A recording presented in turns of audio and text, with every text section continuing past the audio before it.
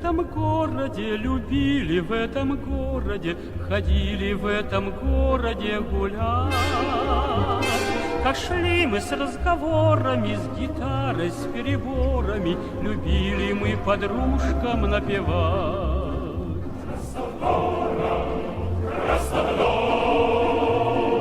Синий звездный небосклон, улица Садовая, скамеечка кленовая, Красногород, Красногород. Пришла война суровая, зажгла огни багровые, хлебнули мы свинцового дождя. И оставляя город наш, любимый, светлый город наш, мы в сердце уносили, уходя. Красногород, Красногород, синий звездный небосклон. Улица Садовая, скамеечка кленовая, Ростов-город, Ростов-дон. Куда вернулись снова мы, коня врага подковами, светая краски вместе с головой. Наш город слава новая, наш город жизнь суровая, идем и вновь торговый мостовой. Ростов-город, Ростов-дон, синий звездный небосклон. Улица Садовая, скамеечка кленовая, Красногород, Красногород, синий звездный небосклон. Улица Садовая, скамеечка кленовая,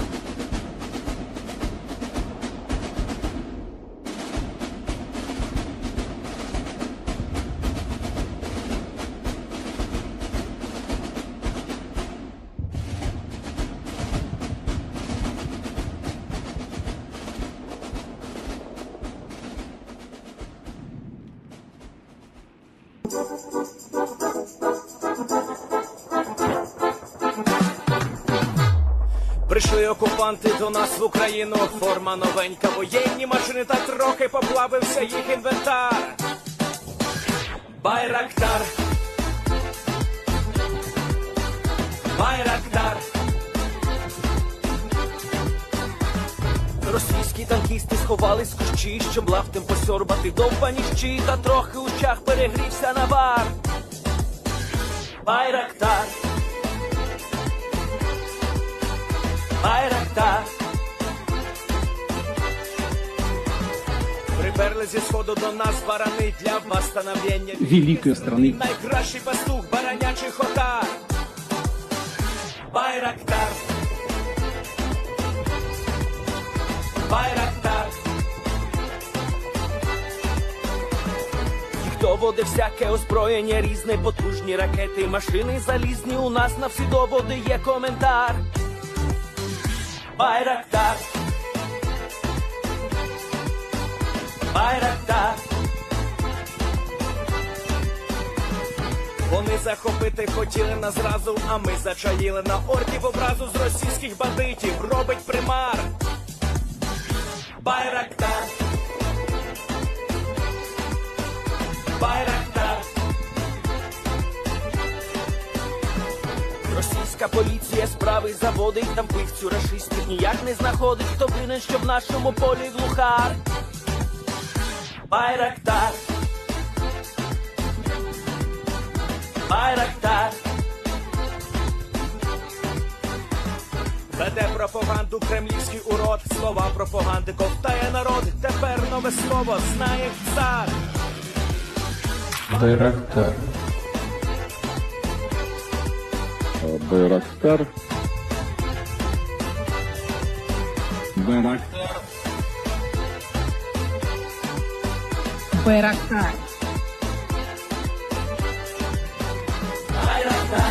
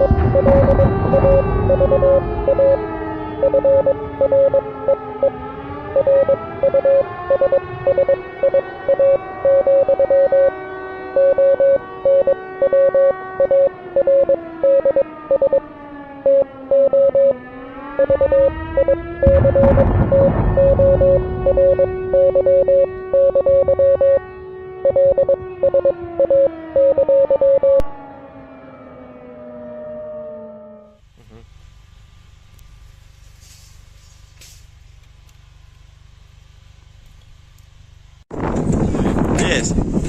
The Leaf Street Army sends its regards.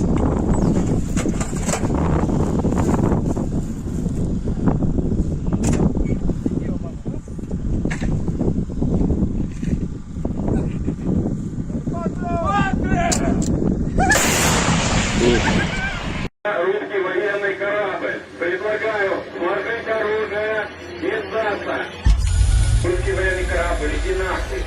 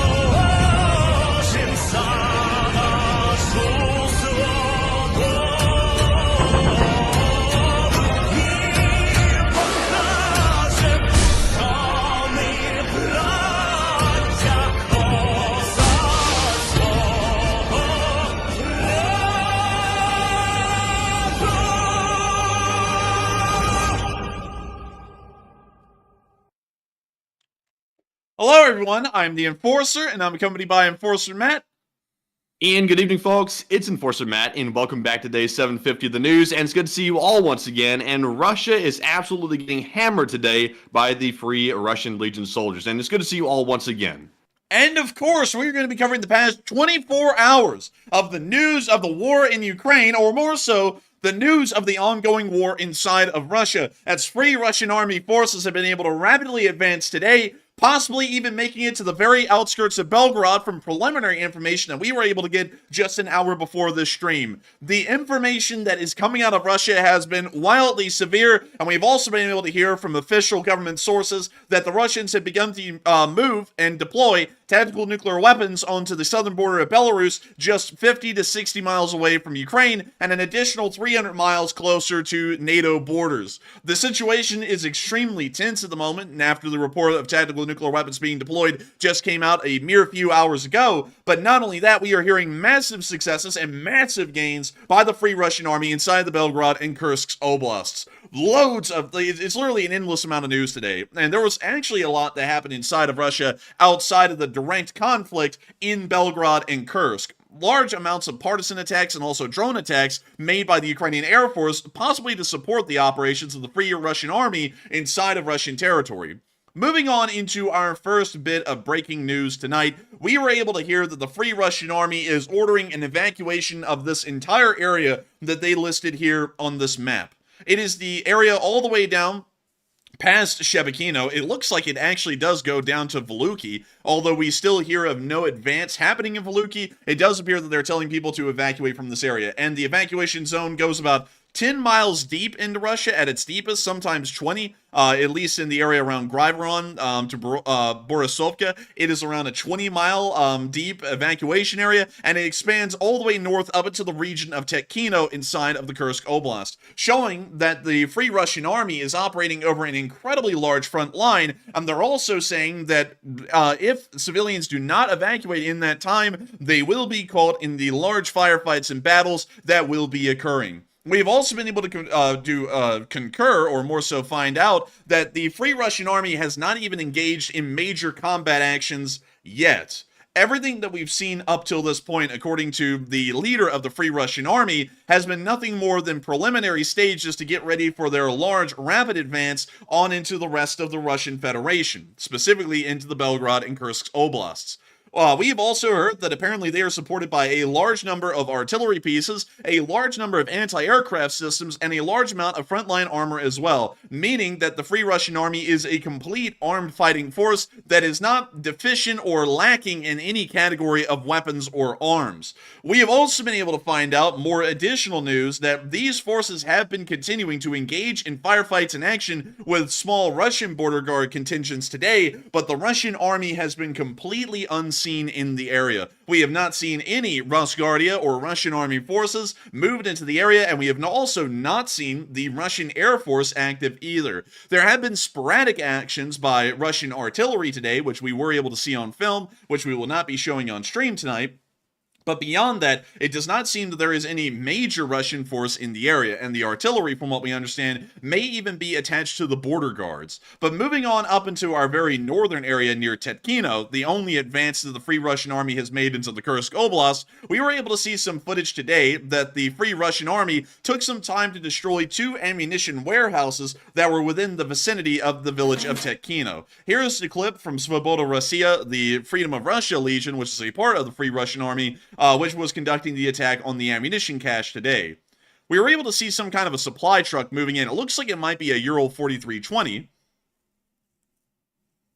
or possibly even a larger vehicle. But we can now see the Russians moving around the vehicle. And we can see a BTR-style armored personnel carrier right there sitting in the tree line nearby. And we can see that now that the Free Russian Army has been able to get their preliminary information, they're about to start bringing in the artillery fire to start wiping out these ammunition depots that these Russians are using.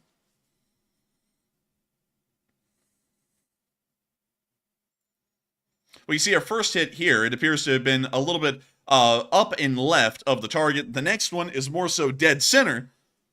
And then the third one is also hitting once again right onto the ammo cache, setting it on fire. And we see the fires continuing to rage and burn, although we're not seeing any violent ammunition explosions at this point. We can also see Ivan on his way to work for his 9 o'clock shift, just driving right through the middle of the roaring infernos at the ammunition caches. He is not going to be late for work, ever.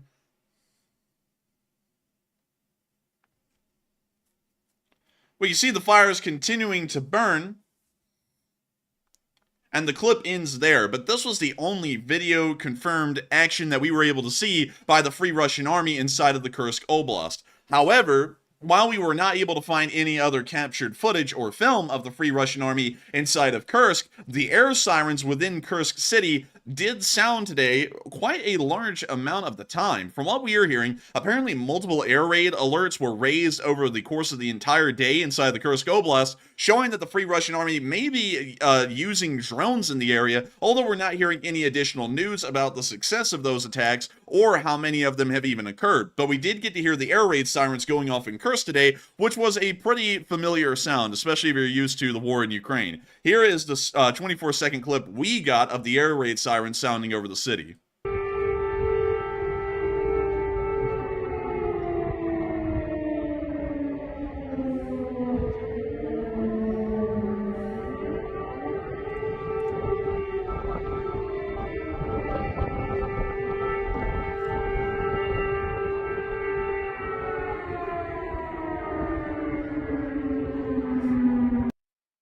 Once again, we see the Russians on their way to work in the morning, but nevertheless getting to hear the nice ambience of the air raid sirens in the background, once again reminding them that the war has now come to Russia. It's no longer inside of Ukraine. It's now moving on completely into their own home turf as the Free Russian Army brings the war to them.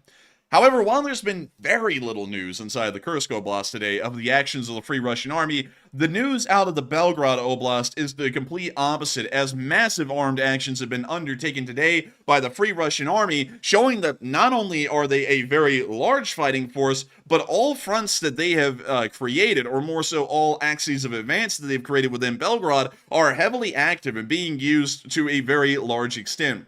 Probably one of our best examples of this is the deployment of Russian volunteer forces by helicopter.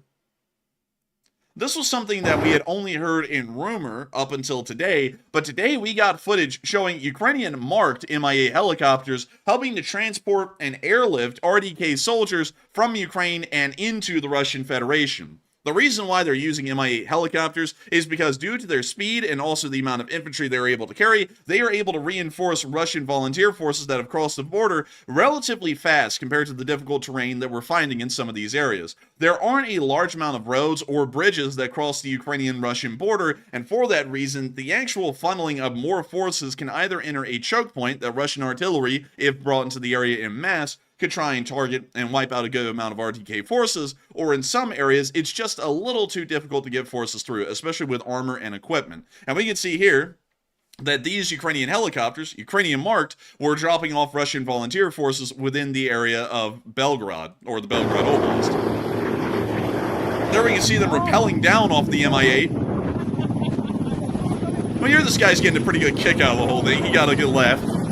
And now they're running up to the Mi-8. You see the blue and yellow markings of the Ukrainian flag on the front, once again confirming that this Mi-8, from what we understand, is actually under the command of the armed forces of Ukraine, and there is really no plausible deniability to be had by this helicopter force or the pilots. They are most likely Ukrainian pilots flying a Ukrainian helicopter, although they are in support of Russian citizens that are fighting against the Russian government.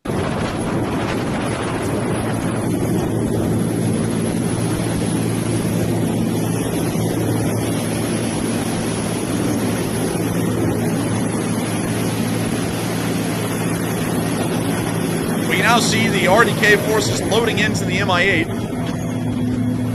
and taking their seats. And man, look at all those Bagelites. Goodness gracious, that's like $300 a Bagelites right there. This man has won the lottery right here.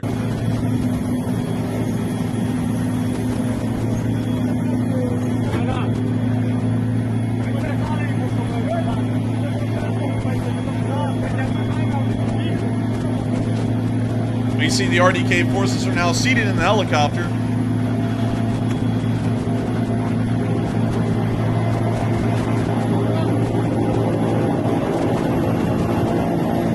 We now hear the helicopter spooling up and getting ready to lift off and take them on into Russia.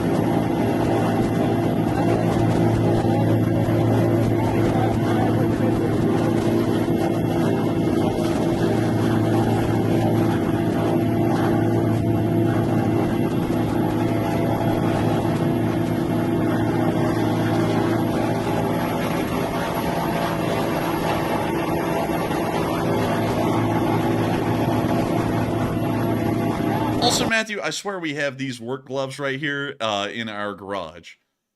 Yeah, I think you can find those at Lowe's for 99 cents. Yeah, very good tactical gloves. Remember, folks, your gardening gloves that your grandparents have may actually be tactical gloves. Keep that in mind. The possibilities are endless. We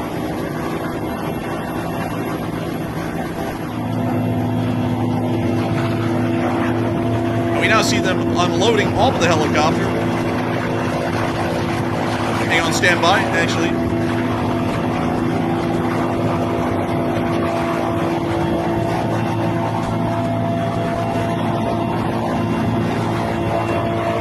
Matthew, do you notice that that is a jump cable up there at the top of this MI8? Is it? It is. I think they're actually parajumping into Russia. Yeah, that would be something. I think we're actually about to see this in this clip, because I only got to watch up until this point, and I never noticed that this guy is holding on to a jump cable. So it looks like they're actually paradropping them out of the back of the MI8 onto Russian territory. Let's see if that is the case. I don't really see any parachutes, so it kind of makes it seem a little unlikely.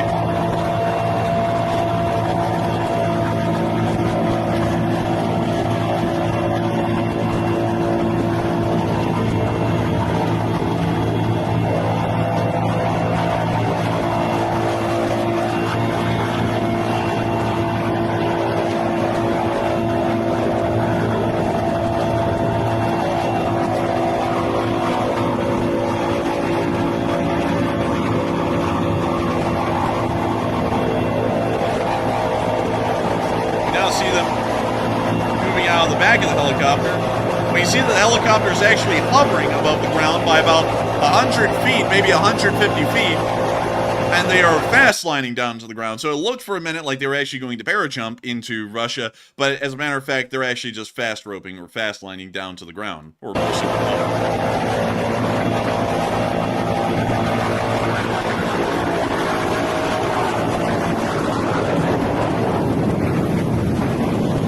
see this guy going down the rope. There he is. He has now stepped foot at this very point in the video onto Russian soil. What's air defense doing though? It's like this helicopter flew right into Russian territory with no resistance whatsoever. It's like the Russians must have nothing on the border. They probably don't. I mean, in reality, they probably don't have a damn thing, because that thing is hovering high enough that if they had any kind of air defense in the area, they probably could try and get a shot off on it, but nothing is firing back. These guys are just fast roping their way straight down into Russia, and no one's stopping them, which is pretty insane. We now see our RDK soldier here taking up position, creating a perimeter around the landing site, and now loading his AK and getting it ready for action. We can also see another MI8 in the distance that actually landed and is dropping off its soldiers over there in the distance.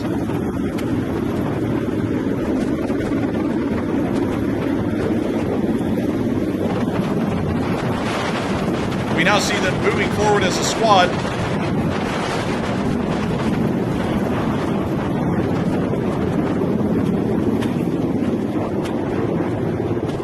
And running towards the tree line so that way they can take cover and prepare to engage Russian border guard forces that may be in the area. It sounds as though the MI8s are now leaving. And there they go, off into the distance. We got to see that for just a few seconds at the end of that video before it cut off. At the exact same time as these RDK forces were starting to drop into the area, we also started to see that Russians began to surrender to the Free Russian Army. And I gotta say, it's a little interesting to see that they gave up this quick. Because, well, and to really quickly correct this, from what we understand, this is not the Russian Army. These are the Russian Border Guard forces. But the Border Guards kind of is a part of the Russian Army. In events of war, the Russian border guards can be used as a light infantry force, and so technically they are a part of the army, although I think they fall under the Directorate of Internal Affairs or something like that inside of Russia, not directly under the Ministry of Defense's control. But here's a clip of some Russian soldiers that are engaged in the Free Russian Army in this area, beginning to surrender to them almost at the very onset of the battle in this location.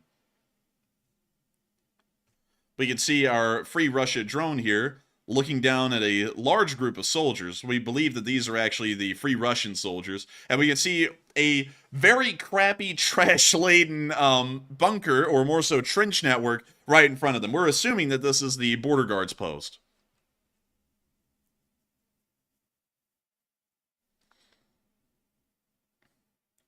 We can see the Free Russians beginning to move into this complex of garbage.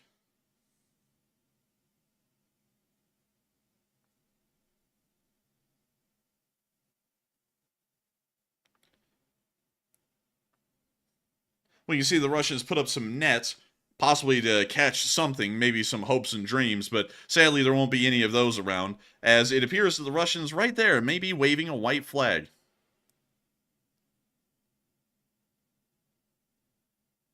And they are. That was, in fact, a white flag of surrender from this entire border outpost, and they just gave up on the fighting immediately. Not a single shot being fired by the border post. The Free Russians advanced onto their position and took it without a fight. Giving y'all a little bit of an idea of how demoralized the Russian border guards may be and how easy they are advancing at this point.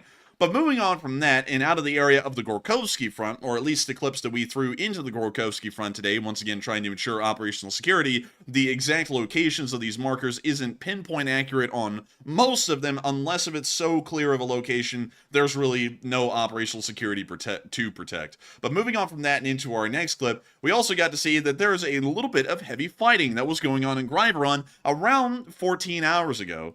Here's the sound of that firefight once again occurring as Free Russian Army forces are still beginning to advance even deeper into the Russian Federation.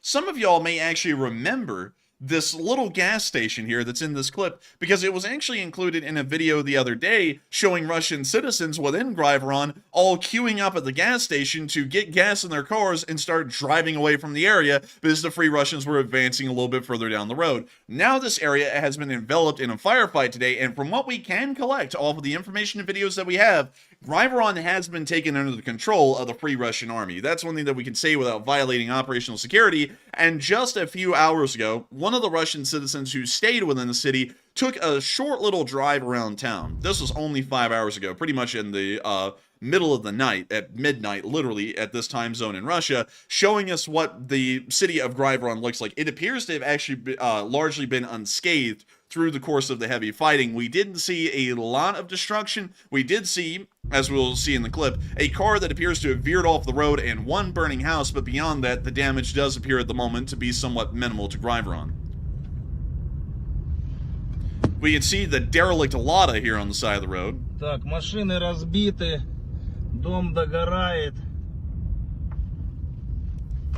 See them continuing to drive forward. We can see one of the houses that was severely damaged and caught fire during the battle, still continuing to burn at midnight.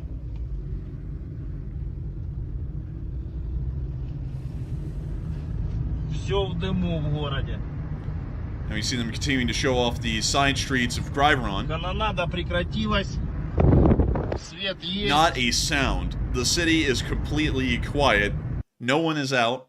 No one is around. And the only sounds are coming from the crackling of the wood that is burning inside of that one building. And also maybe the sound of the blinkers in that Lada that was pretty much left on the side of the road.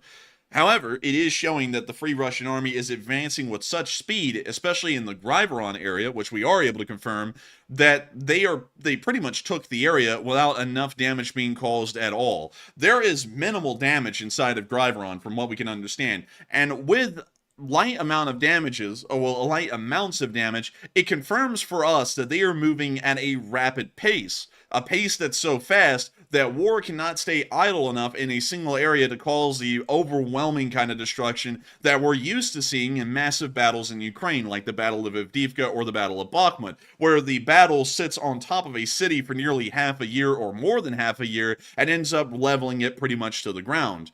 From what we know, the Free Russian Army is already advancing even deeper into the Russian Federation beyond Grion, although we're not going to be saying exactly where they're heading and where they are right now, because once again, that is an operational security thing. But rest assured, we will get that information going on into the future. Beyond that, however, while I'm talking about not wanting to tell y'all where they are or what they might be doing at the moment or what they might be planning on doing, they have made some rapidly fast progress. They are making progress that we can't even really believe here on this channel. I didn't expect it to be this quick. And even according to what the Free Russians are saying, this isn't going full speed, and this isn't throwing everything they have at the Russians to advance. They're just kind of meandering their way forward at the moment until they give enough time for civilians to evacuate, and then they're going to be starting the full-in bombardments and full advance at that point. From what we know, they're moving at a rapid pace, and a lot of people have been very surprised with the speed and rapidity at which the Free Russian Army has been moving at. And Matthew, a load of people in the live chat have been saying stuff about that, and I know that you were very shocked about that today as well. So yes, and we asked the whole audience. We said the Freedom of Russia Legion has made fast progress in sieging Belgorod, and the Russian forces are obviously panicking, and what are your thoughts? And 67% said they're moving faster than expected, while 20% said unsure, and only 8% said I knew it would be this way. And in my opinion, I think they're moving much faster than I'd even expected. And I had my suspicions that maybe this might have been snuffed out maybe in a few days. But it turns out these guys are not anywhere close to getting snuffed out, and they're actually pushing their way through Belgorod at record speed, in my opinion. And we're seeing here the Russians really don't have any forces whatsoever to stop them, and the forces they are coming up against seem to be running off, and there are a few fighting them here and there, but they're really not anything of note. So, you know, these guys are probably going to make some more progress, and unless Putin figures out something else in the meantime, I don't think anything's going to stop these guys. I think they're going to keep going. But Enforcer, what say you? I would have to say it appears that they're going to keep going. This is actually very shocking to me because I said at the beginning, and I said this with like half a heart behind it, that the amount of advances that they were making at a single time showed that they had a completely different plan than anything that they've done before. I said that kind of thinking that that may be wrong, or it may be an incorrect statement, but now it seems that's actually a true statement. They have very ambitious plans at this moment, and not only that, not only am I believing that they have ambitious plans, the city of Belgorod itself is learning that the Free Russian Army is having some wildly ambitious ideas of advance at the moment, and are actually rapidly closing in on Belgorod from what we know. We don't know exactly what fronts are advancing the quickest at the moment. There's 2 or 3 of them that we know of that could be advancing to the outskirts of Belgorod, but we were able to confirm today the sounds of explosions pretty much right outside of the city. And these are not the sounds of outgoing artillery. This is a sound of incoming artillery being fired from the Free Russian Army landing around the area. We can also once again hear the sounds of air raid sirens going off. We can see people running around the streets trying to get to cover, but showing that the battle is rapidly closing in on the large prize of the entire region, which is the city of Belgorod itself. We can hear the booms of artillery, high explosives landing outside of the city as the Free Russian Army is pummeling the border guards forces and beginning to move on into the suburbs of Belgorod.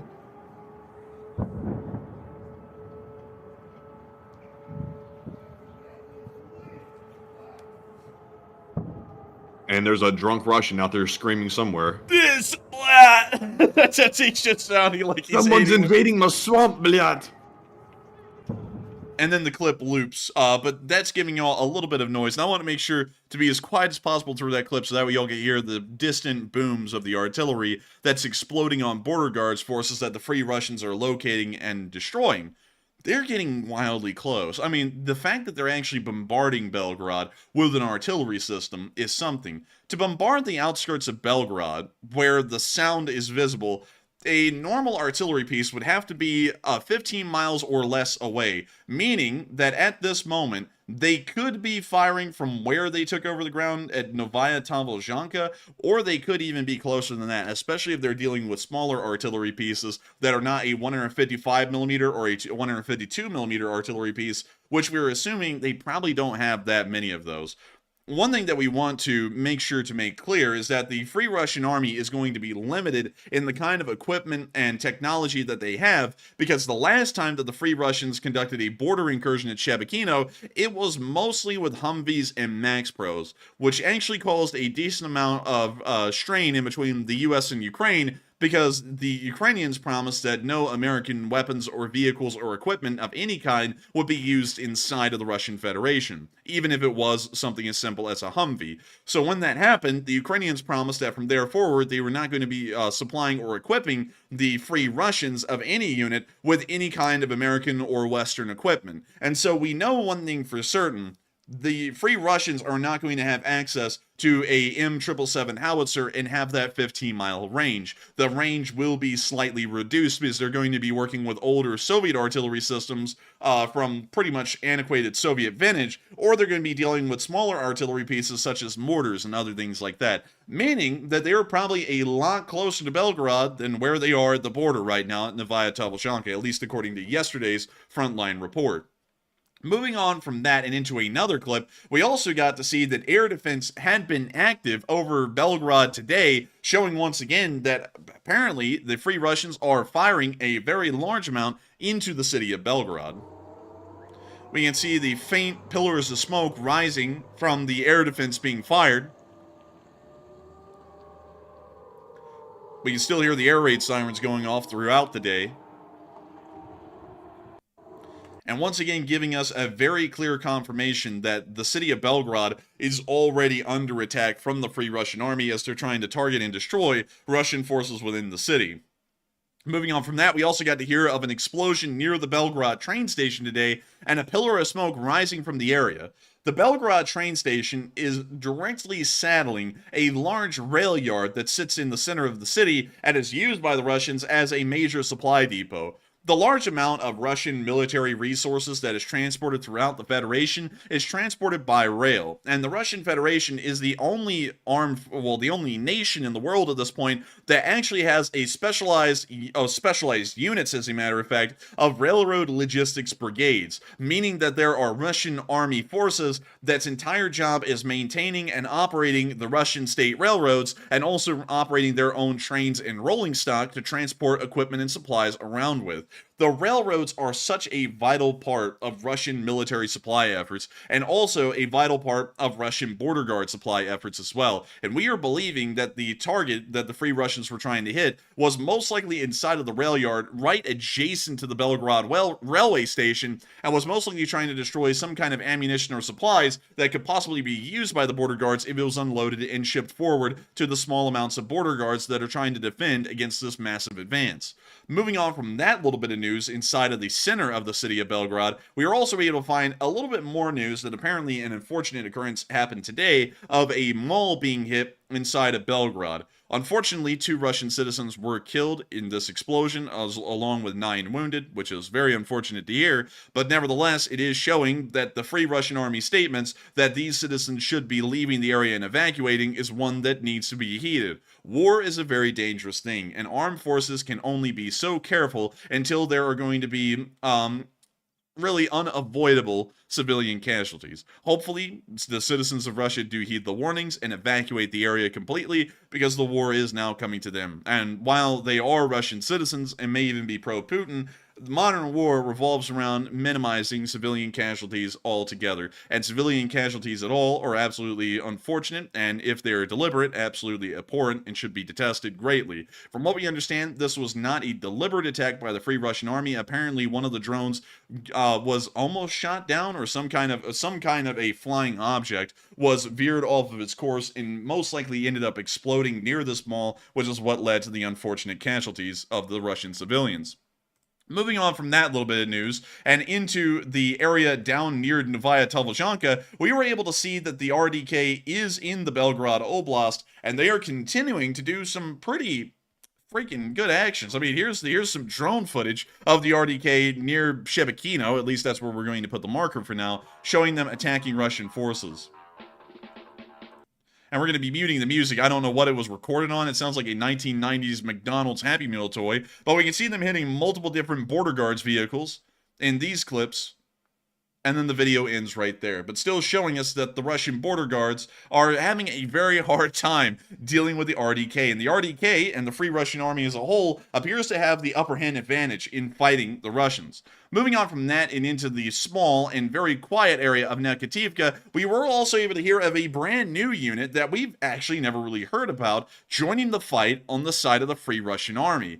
Apparently, according to what we're finding out, there is a group called the Grion volunteers that has been raised by the Ukrainian armed forces and attached, because they are Russian nationals, Chechen citizens, to the Free Russian Army and are currently fighting alongside them. This is pretty much what that Telegram post says, and it's amazing to hear that the Free Russian Army is comprised of so many different sorts of Russian peoples who have suffered at the hands of the Russian central government over the prior decades and over the prior centuries, and they are all fighting to see that Russia finally becomes a free and modern nation like many others around the world. Moving on from the area of Nekativka and on up near Tomarovka, we were also able to see some Russians that were fleeing Belgorod, and they were scooting. The evacuation... They literally just packed up, put a backpack on, and started just running. It's like, where are they even really running to? It's just like a path to nowhere. I don't really know. That's a good question. It's not even a two-lane road. It's like a one-way road. I have no idea what's up with this clip, but it's nice to see that these citizens are heeding the warning and are moving further away from where the fighting will happen. But hopefully many more Russians will answer that plea by the Free Russian Army to move out of the area so that way they are not caught up inside of the fights and everything that will come subsequent to that. At the exact same time, we are also starting to hear that because of these rapid advances and massive successes of the Free Russian Army inside of Belgorod and Kursk, apparently the Russians are taking a very drastic step. One that we never really believed we would have to talk about too much here on this channel, and one that I've actually belayed the fears of a lot on this channel, because nuclear warfare is something that's usually considered an absolute last resort and would very rarely ever be used in a real-life war scenario. However, it appears that nuclear warfare, at least for the Ukrainians, has moved closer to their doorstep than it ever has been in the past, as an official statement came out today that tactical nuclear weapons have been moved into Belarus and are being forward deployed onto the southern border. According to Apex News, Russia has moved tactical nuclear weapons from its own borders into neighboring Belarus, several hundred miles closer to NATO territory, Western officials have confirmed to Foreign Policy.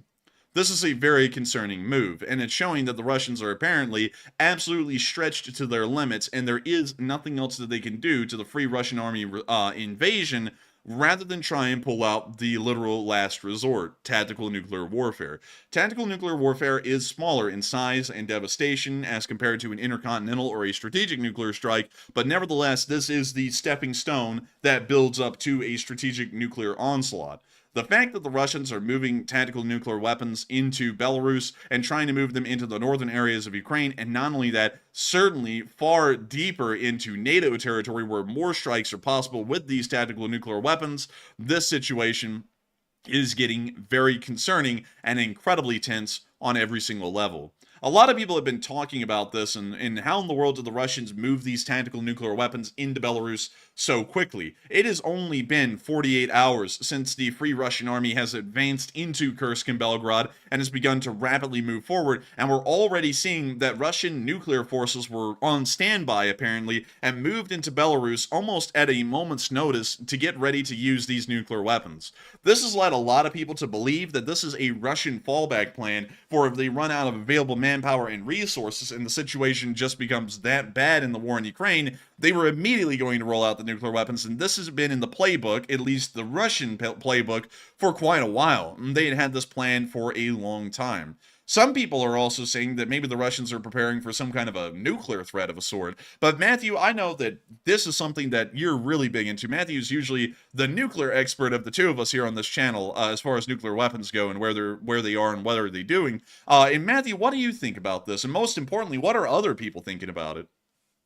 All right, so we asked you all, what were your thoughts about Russia moving tactical nukes to Belarus right on the Ukrainian border? It looks like it was pretty evenly split. About 39% said Russia already had this plan before, and 38% said Russia is preparing a nuclear threat. And in my opinion, I don't think they're moving these tactical nukes into Belarus to try to threaten NATO directly. I think the primary reason is to try to hold this over Ukraine as a threat that if those RDK forces are able to make their way closer to Moscow, Putin is not going to go down without a fight. He's going to actually end up probably launching one of those nuclear weapons, or at least in theory, as a threat he would, to try to ward off those forces from reaching Moscow. I believe that Putin thinks that Ukraine directly controls those RDK forces, which at this point, I know Ukraine has involvement with them, but I'm not entirely sure exactly how much control they can actually exert over those forces which are inside of Russia right now. But Putin believes that Ukraine controls them, so he's going to try to use this nuclear threat as a way to basically have an insurance policy, basically to his power in his regime. So I think that's the real reason why he's doing it, and I'm with the 38%. But Enforcer, what say you? I would have to say that Russia has probably had this plan before. It's something that is bizarre to see it unfolded that quickly. The Free Russian Army moves in, and almost as an immediate response in military terms, they start moving nuclear weapons directly into Belarus. This is a very large move, and it's one that we've kind of known about for a while. At least as far as the Russians go. The Russians and the Belarusians did enter an agreement a while ago that nuclear weapons could be moved into Belarus and the Russians could operate their nuclear weapons inside of Belarus, but we did not know until today if those nuclear weapons had been moved in. We only knew of an existent agreement where they could be, but we never got an actual statement saying that they had been moved in and that they're now ready to use. Not only does it threaten Ukraine massively, considering that these tactical nuclear weapons can now reach all the way inside of Western Ukraine as well, this causes a massive threat to countries like Poland and Germany, who are now largely within tactical nuclear range or intermediate range ballistic missiles that could target and destroy major cities and major military infrastructure with these small nuclear weapons. Going off of that, I would have to say that they probably had this planned and they're trying to put a large amount of pressure on Ukraine and the West to stop what the Free Russian Army is doing or to stop what's happening inside of Ukraine. Either way, I feel like we should not back down to that kind of pressure. I'm sure that there's a lot of pressure on Western governments to possibly start pleading with Ukraine to pull the Free Russian Army out of Russia. But I would believe that that would be a bad move. And I actually think that this may possibly be a bluff to see if just the waving of a nuclear weapon in front of the world can cause them to back down and pretty much give to the Russians. I do not believe that that would be a smart move at all on the side of the West. And I would say that at the moment, if the Russians want to move tactical nuclear weapons into Belarus, the United States should see about possibly forward deploying tactical nuclear weapons into Poland as an equal response and see how the Russians respond to that and see where they go from there. If they didn't we recently say we were moving some into Poland, or did we at least propose that? Because I've heard that before somewhere. I think we had them moved into Germany and possibly talked about moving them into Poland, but I don't think we have any in Poland at the moment. Interesting, because I could have sworn that someone was at least proposing a plan to do that, and if they have been, it might be a good time to maybe think about doing that now. It might be a really good time. In all honesty, it would probably be a great time to think about that and possibly start moving those tactical nuclear weapons into Poland. Moving them into Poland really does nothing to increase the range as far as the West is concerned, especially considering that F-35s will probably be the aircraft at this point that will carry these tactical nuclear weapons into Belarus or into Russia. The F-35 already had the range to travel from Germany into Belarus or into Kaliningrad in Russia and drop their nuclear weapons. The thing that it does more so is it decreases the range in which these aircraft have to fly, and therefore decreases the amount of time it takes to be able to get these nuclear weapons onto their targets. I think that we might want to consider that because the Russians want to play ball, as in moving tactical nuclear weapons forward and urging nuclear escalation. I believe that we should respond in turn until the Russians flinch. The Russians will blink, most likely. And I think that we need to keep going until they actually blink and not back down. Appeasement is certainly not the way, even in conventional means, to work with the Russians, and far less in nuclear means. If we give the Russians a precedent that if they can move tactical nuclear weapons into Belarus, and we start putting pressure on Ukraine to end the Free Russian Army's actions, or to end their support for them, or to start possibly considering peace talks inside of Ukraine and appease the Russians that way, we are giving the Russians an idea that as long as they have any kind of nuclear weapons to levy, they can throw them around wherever they want and get people to do what they wish. And that's a very, very bad precedent going forward in this world, especially with how the Russians have been operating right now. But moving on from that, and on into the West, speaking of the West now being a target possibly of tactical nuclear weapons moved into Belarus, we got a statement today from President Macron of France that French troops will be going into Odessa very soon. At least within the course of this year, they will be going. This was not a statement that was made as a we might do that or we are possibly going to do that. That statement was made according to Le Monde, which is the most credible newspaper in France according to public polling inside of France. They said that the president of France said to a small group of people that he was entertaining. It was a delegation of French, I guess you could say top officials is the best way to explain it. He said that within less than a year, I'm going to be sending our guys into Odessa, meaning that French forces are going to be in Odessa before the end of a year from now, from when we got that statement today. The French will be actively involved in an armed capacity inside of Ukraine at some point here in the near future, at least according to their statement. We don't really know what that means. We don't know what that means in an implication for NATO, considering that they're operating kind of on their own, and it's not a defensive action. It's actually more of a preemptive and offensive action. We don't really know if NATO is actually going to respond to this at all, or if French forces get attacked, how are we even going to really react to that here in the West, here in NATO? We also don't know how this is going to affect the European Union, or really anyone for that matter. And we also don't know if the coalition of countries that France has been able to find that have said that they will join the French if they go in Ukraine, we don't know if they're going to be going in with them either. Because from what we know, the Latvians and the Lithuanians may be in that coalition. We don't know if Latvian and Lithuanian forces are going to join the French when they go to Odessa at some point in less than a year from now.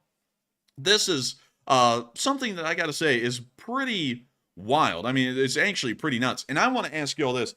Do y'all think that this statement that Macron made was a good one? And do y'all think that he's actually going to have French troops go into Ukraine? Or was he just kind of saying that? Because this is the most hardcore statement we've gotten yet. I mean, like, there's no gray area here to say, well, actually, he meant that he was just going to consider it. No, he actually said, according to Le Monde, and if you go to our page here, you can actually find the Le Monde link right down here in the description. He actually said it, like a direct quote. He said, our guys will be in Odessa by the end of the year, or less than a year. That's what he said, word for word. That is pretty wild to hear from a leader of France, and I'm wondering when the world's going to come out of that. I think that does actually prove that French forces will finally be in Ukraine. And it also confirms that our reporting of the story was on a fairly correct lens, considering the massive shift of France trying to be the peacemaker at the beginning of the war, and now they're going to be the war ender by the end of the war. But moving on from this news with the French, which I gotta say, in my opinion, massive credit to the French for having a leader that tried one option of diplomacy and is now going with the option of war, because when he saw that one channel would not work, he decided to go with the only other one that was available. A fairly dynamic leader that is able to respond to the situation at hand, more so than just trying to stay hardline on a single thing on more of a moralistic level. I gotta say that it's pretty respectable of a leader to be able to actually evolve around the situation at hand instead of trying to stay static and very predictable. Moving on from that, and out of France and back into Russia, it appears that the Russians did not have a fun time down at Sochi today. Sochi is considered one of Russia's seaside resort cities, pretty much. It's where all of the rich and wealthy of Russia go to vacation. And you can see that that is especially so because they have a nice little marina here made specifically for yachts and also cruise ships. But most importantly, they have some really nice beaches around here, at least according to the folks at Sochi. I don't believe it. I think that really any beach in the world's better. I mean, hell, honestly, really, literally any beach. I was trying to think of a bad beach to pick. There isn't really any bad ones, but this thing looks horrendous. I mean, it doesn't look that great, but then again, this is Russia. So, you know, a seaside resort for Russia, you're not really going to be looking at much. But we did It get looked like the sand was gray on that beach. It wasn't even white. Man, that sound was gross. Look at that. It was straight up gravel. It's just gravel. Huh, that's interesting. Let's That's take a different type of beach. That is a small beach. I mean, it's like 30 feet long. Man, they got those Russians like crammed up on each other. At least they built like a boardwalk on the thing. I guess that's a positive. It's better to walk on the wood than the rocks. I guess. I mean, maybe they get hot or something. I mean, that looks like concrete. That doesn't even look like a rock. Overall, you can get the idea that if you're going to a seaside resort in Russia, it's not going to be much. And apparently, you just get a whole bunch of rocks to sit on. And I don't know if that's really comfortable or not, because I've never been to a beach covered in rocks. All of ours have sand, like actual like white quartz sand. But moving on from that and the luxury of Sochi beaches, it appears that the Sochi airfield got hit today by Ukrainian drone attack. And once again, the Russian air defense was nowhere to be seen. The explosion just happened right before this, the explosion happened right before this video was filmed. This says on this caption, Sochi Airport. Let's see. Utro nachinacis nese coffee. So something like this happened when I was drinking my coffee. So good morning. Good morning, Sochi. And look at that. That is a fairly big explosion, and it looks like it may be fuel-based because of how thick the smoke is. But hey, the Russians just can't defend squat. I mean, they can't even defend Sochi. The drone had to fly over Putin's mansion to make it there. So it tells you that the air defense is non-existent down in this area of Russia. But moving on out of that little bit of news, and a little bit deeper into Russia, to the city of, well, actually to the city of Ryazan, we were able to see that there are a lot of new storage sites within Russia that have been made specifically with the purpose of storing North Korean ammunition. Either they're making these because Russian ammunition depots are fairly inaccessible now to resupply, which is highly unlikely, or they're making them because they don't trust Korean ammo and they're wanting to put it off in its own area, pretty much, to then be called upon later.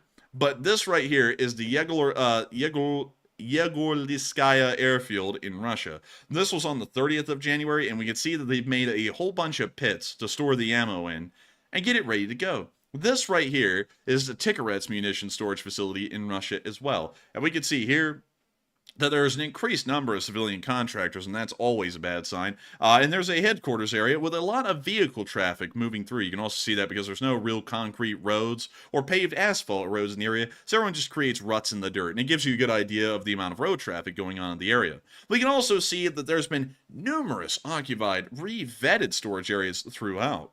Great renovations, and continuing heavy rail activity on and along the spur lines that go into the ammunition facility. Once again, showing they're transporting a lot of ammunition into here, and they're starting to store it. Moving on from that, we can also see the Mozdok munition storage facility inside of Russia. Mozdok is actually really far east inside the Russian Federation. It's right on the border near to Manchuria. And according to what we're seeing here, there's once again increased rail activity. The headquarters and support area is fairly busy, and it looks as though this place is undergoing a lot of activity. And once again, proving that they're starting to get a lot of North Korean ammunition and they're beginning to store it within this facility. We saw the same thing at Tikhorets. We also saw the same thing at the Mozdok facility up close. And then finally, we got to see the Yegorliskaya airfield inside of Russia, which the entire airfield has been converted into an open-air munitions depot. I hope the Ukrainians are taking notes, because one thing we know is that open-air ammunition depots are the easiest to destroy and cause severe damage with, so hopefully they'll notice that and blow this thing sky high.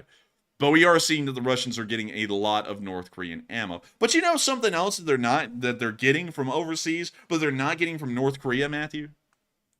What's that? Tofu drag construction. I don't know if you saw this, but they apparently were building a brand new high-rise, and the outside had a small spark, and because it's made out of tofu dregs, the whole thing went up like a napalm bomb. Like, I can't, like, you have to see this. Check this out. So the fire is kind of heating up, and, well, there it goes. Jeez. Dang. Look at those, like, bits of, like, paper or shrapnel or something coming off that fire.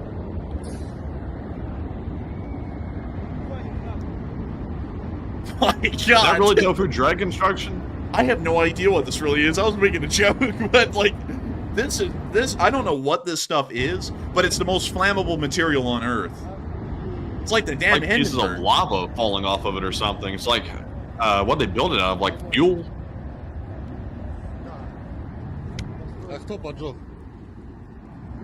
And I mean, it burned really quick too. Look, it burned off the whole wall already. It's all gone.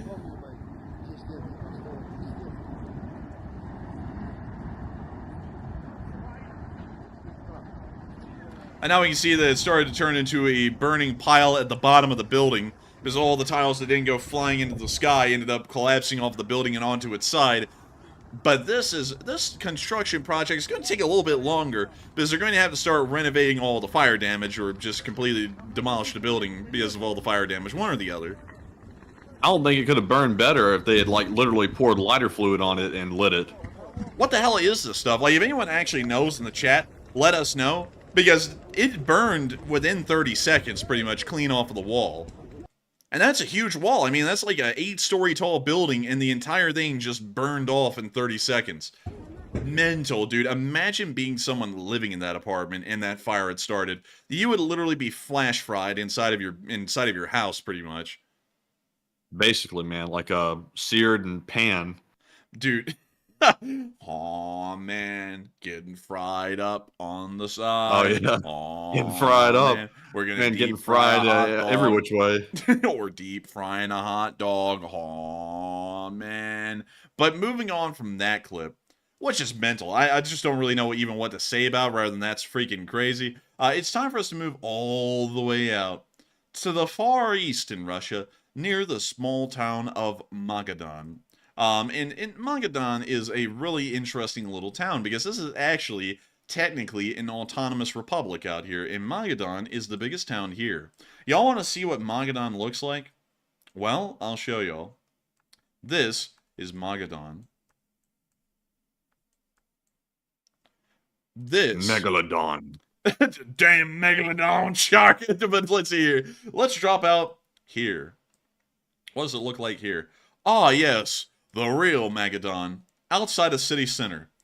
Well, it looks like Well, hell. shucks. If I'd have known it looked like this, I'd have moved here a long time ago. Man, I mean, at least the groceries are cheap. You know what I mean? Like, the groceries have got to be cheap out here. Like, you could buy, like, a whole shopping cart for 30 bucks. Like, dude, you could go inside of that building right there, and you'll come out one kidney lighter. Like, it's a nice place out here in Magadan.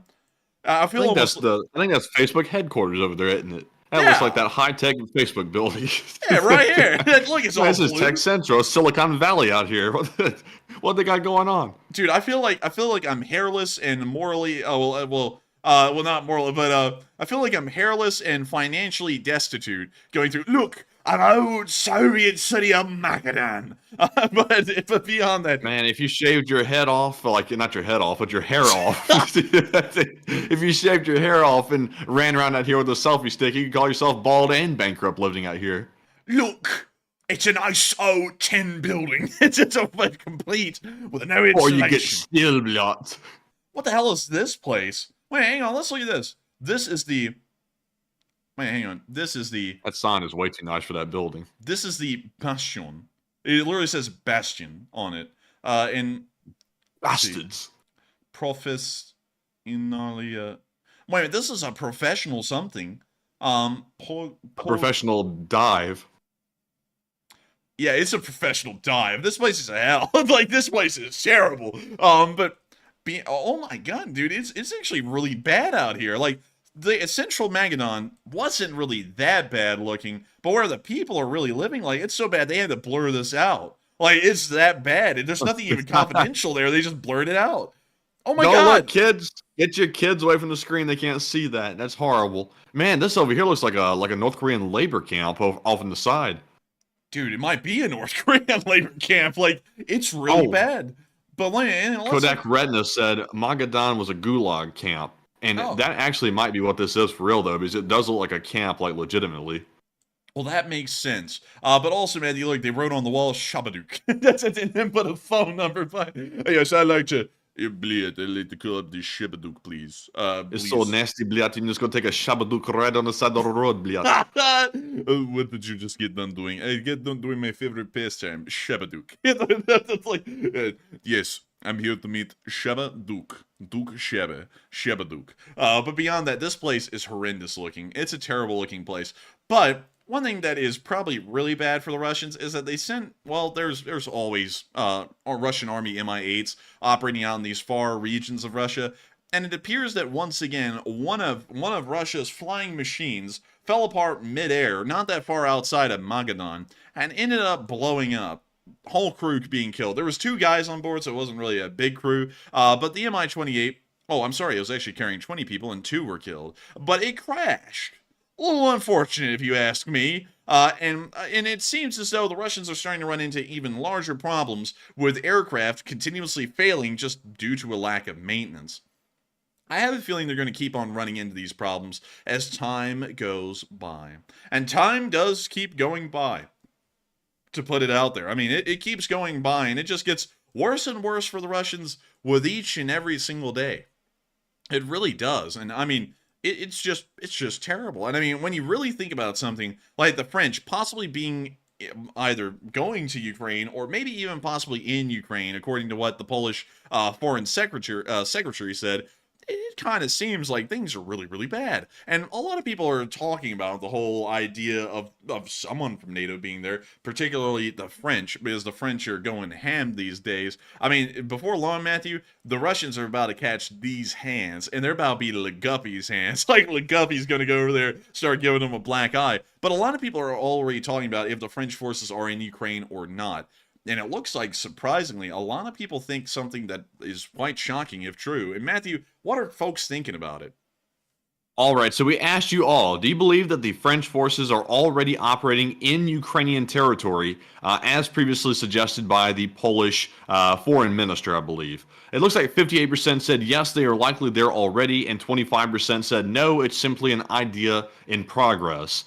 And I would have to say, I still stand by my statement that most likely French forces in some quantity are already on the ground inside of Ukraine. And they may be there in a support role or maybe a combat role. But the Polish foreign minister clearly stated that there were some already there. He said that already, and that was about, I think, 5 or 6 days ago. And the French are talking about sending troops to Ukraine nonstop. It's almost like they're trying to tell us something with how much they're talking about this, and also how many proposals they're making to actually send troops into Ukraine.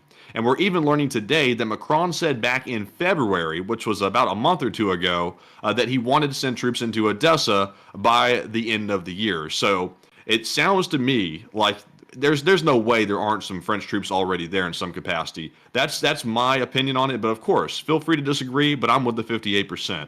But Enforcer, what say you?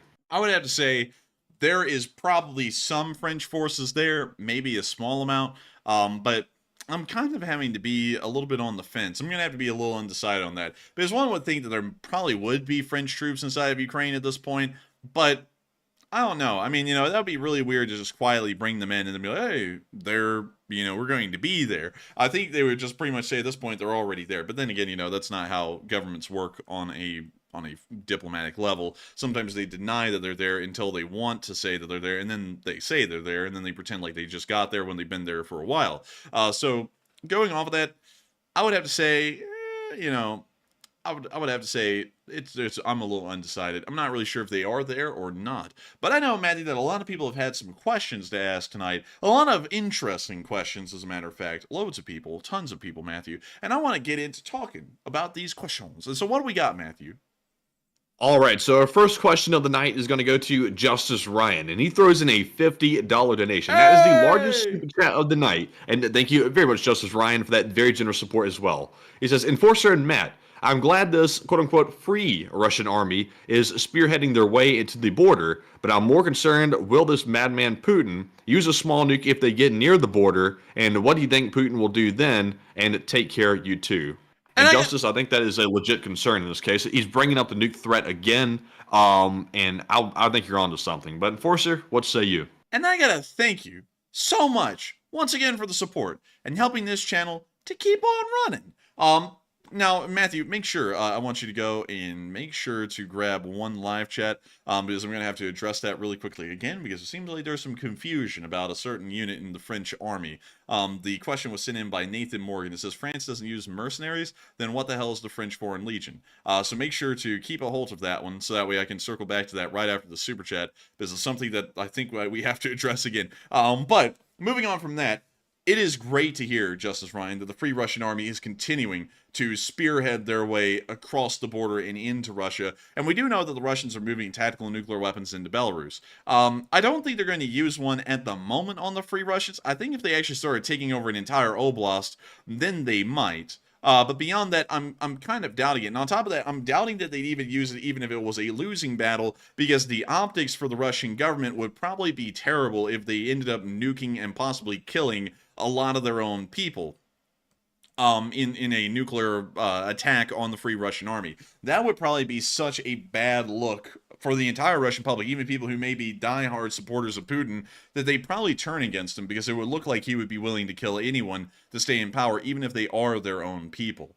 So, in my opinion, I'm kind of doubting that he'd ever use tactical nuclear weapons on Russia, at least on a logical level. But we know that Putin, over the course of the war, has proven to be an illogical and very stupid person. And so it is highly likely that he could try and use a tactical nuclear weapon. But I have a feeling that the usage would be limited because public opinion on Putin would probably turn so drastically there may even be action from the military to overthrow Putin, or action from the interior government to overthrow Putin and try and bring forward an interim government to stop the absolute slaughter of the Russian people that would probably be going on at that point.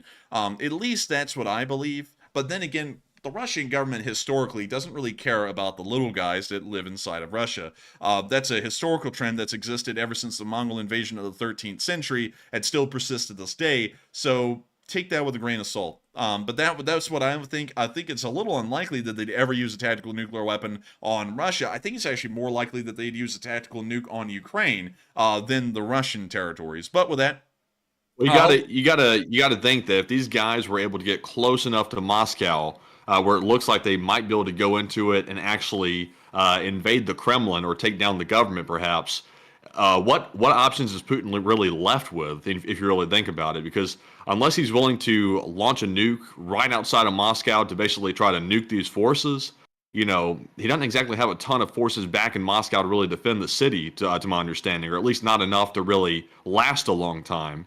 So, it might make him look horrible, but at the same time, if he wants to save his regime, he might be forced to try something drastic like that unless he has another plan in motion.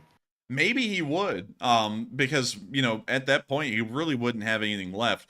But I have a feeling that the Free Russian Army is going to be limited by their manpower shortage because they're not a big unit. I mean, from what we know, maybe they're 2 brigades large, which at best is 6,000 people, and it would be very hard for a 6,000 man strong force to advance from the Ukrainian border all the way up to Moscow. So I have a feeling that they're probably going to stop at taking Kursk or Belgorod, maybe one or the other, or maybe both, and just leave it there for a while until they can build up their forces and grow.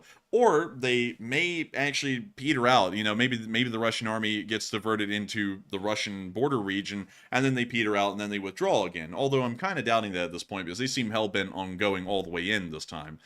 So maybe they would pull out tactical nuclear weapons, but I have a feeling at that point, the Russian government would be very unstable if they made it that close to Moscow, and he would probably have to end up finding some way to deal with things without nuclear weapons, or possibly lose all of his remaining popularity and trust of his government officials, and then be overthrown by an armed coup. At least that's what I would believe would happen. And, I like to be a little bit of an optimist in that kind of regard, so hopefully that would be the case. Otherwise, things could get bad. But with that, I hope that does address that quite well. And thank you so much once again for the massive amount of support, Justice Ryan, in helping to make this channel possible. It means a lot to us, and I got to thank you once again. And with that, we are on to the next one. And the next one goes to Panama Floyd, who's another gentle legend who throws in a 20 this time and says, France gets a bad rep from World War II, and a perfect example of prepared to fight the last war, but don't forget what French troops did for Napoleon. And a question from the chat, y'all, please. And thank you so much for the support, Panama Floyd. 2 cheers, 2 cheers. And you are absolutely correct. France does get a very bad reputation from World War II, but in reality, they're actually one of the best fighting nations in the world, having won the most battles ever recorded in history. And that's actually a record that they still hold to this day, even against the United States. They have won more battles than the United States has. But then again, they kind of have a several hundred-year lead on us for that one, but that's still pretty impressive when you think about it. But moving on beyond that, the French are a very, very well-off country. They have a very large economy, especially for their population. They're one of the wealthier advanced countries in the world, first world countries or Western countries in the world. They do incredibly well, and their armed force isn't the biggest it's been, but it is no small fry by any means. A 120,000 man strong army, a land army, I think it is one of the biggest in Europe, next to Poland or right behind Poland. And so they are a serious force to fight with. And also, Panama Floyd, speaking of the French army and French troops, this actually brings us back to something I think that a viewer threw in called Nathan Morgan, if I'm correct, Matthew. Yes, Nathan said, France doesn't use mercenaries, ? Then what the F is the Foreign Legion? So, to quickly go through that again, because a lot of people don't understand what the French Foreign Legion is. The French Foreign Legion is not a mercenary group, and it's not like this I don't know why people believe this about the French Foreign Legion, like it's not a part of the French army or under the French army's command. A lot of people, for some reason, view the French Foreign Legion as like these guns for hire kind of people that just do whatever the hell, and they just, you know, happen to just be French. The reality of the fact is that the French Foreign Legion is made up of pretty much convicts in France that, you know, ended up escaping prison or ended up not going to jail and signed up to join the military instead, or anyone from around the world that just happened to want to join the French Foreign Legion. It is directly tied into the French army. Here's the French military structure, and right over here, I believe. Wait, hang on, let me make sure. Let's see here, I'm trying to find them. So one of the best examples I can give that I can find right now, because I forgot the structure of the French army. Well, actually, no, I didn't forget it that much. So we're going to zoom in right here. And you can see right here, nope, that's not it. I misread that. There is a little French Foreign Legion group. They're not in these. These are the straight up infantry units. This is the mountain infantry. Let's see. There's the there's the airborne, the parachutists. Let's see here. That is armor, and let's see here. I think they are over here actually somewhere. At least I remember. So, oh yeah, here we go. They're the ones highlighted in red. This is the command of the Foreign Legion, or the Commande de la Légion Étrange, something like that. But beyond that, when you scroll down here, this is the Foreign Legion. Étrange, or étranger, or something like that, I don't know how to pronounce it in French, means foreign, and Étrange Légion, or Légion Étrange, means Foreign Legion. And these guys fall under the direct command of the Foreign Legion, which then falls directly under the command of the pretty much general staff of the French army. So they're not a mercenary group like a lot of people are imagining them to be. And I really think that that's one of the best things that we can combat on this channel, is the belief that the French Foreign Legion is something like the Wagner Group. They're not. The French Foreign Legion is an official part of the French army. They're not like some kind of a mysterious, like, free arm of the French government that can just go around wherever and do whatever and not officially represent the French government. These guys officially represent France. Wherever they go, that is the will of the French government going with them. And so I want to make that kind of clear while we're talking about Panama Floyd's super chat and also addressing Nathan Morgan at the same time. These guys aren't mercenaries that France can just go, okay, go into Ukraine and we're just going to pretend like y'all aren't French. They are a part of the French army. They're literally built into the French army structure. If you send them into France, it's like sending any other part of the army. It's like sending the mountain infantry or just your normal fusiliers into Ukraine. It's the exact same thing. There's no way to go, oh, yeah, these guys actually aren't the French army, because they... Look, this is the actual structure map of the whole French army. They're there. They're in it. They actually have a command that falls under the French general staff, which means that they're a part of the French army. So I just want to make sure that that is as clear as I can make it. And I'm not saying that like putting anyone down or act like anyone's goofy or anything, but it's just this wild, like, public misconception about the French Foreign Legion that I feel like it's now my job to try and correct it the best I can, because it drives me wild to hear people say, yeah, I mean, the French could just send in the Foreign Legion. They're mercenaries. They're not. They are not. They never were. And they never will be. That's just not how they're structured. Like, even way back in the day, let me make sure, French Foreign Legion. Let me go pull this up again. I have to make sure to go through this. But they were founded in 1831, and let me go, let's see here. Let me go over here. So this is literally the first sentence of the Wikipedia. I had to make sure that I couldn't find a better one, but here it is. The French Foreign Legion is a corps-size unit of the French army that consists of several specialties: infantry, cavalry, engineers, and airborne troops. It was created in 1831 to allow foreign nationals into the French army.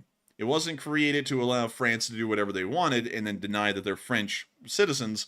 This is a part of the French army. When it does something, it is France doing it. It's not some other group like Russia could do with Wagner, where they went, well, you know, yes, they're all Russians in the Wagner, but it's not an official part of the Russian government, therefore it's not us doing it. They can't do that. If the Foreign Legion goes somewhere, the French government is saying, we're doing this. There's really no deniability there like you could get with a mercenary group. And so with that, I hope that does address that. the best I can. And thank you so much once again for that incredible support, Panama Floyd, and helping this channel to keep on rolling. And the French troops under Napoleon did incredible, but they did incredible under so many wars. I mean, no one really gives them credit for doing what they did in the First World War. A lot of people look at France in the First World War as just kind of being this little thing. I mean, France was the best army in Europe in World War I. A lot of the equipment that America got to fight World War I with when we entered in 1917 was given to us by the French. They were incredible in World War I. They were incredible in the American Revolutionary War. They were incredible in the Napoleonic era. They were incredible in the Crimean War. They were incredible in Korea because they actually joined us in Korea, at least in small number.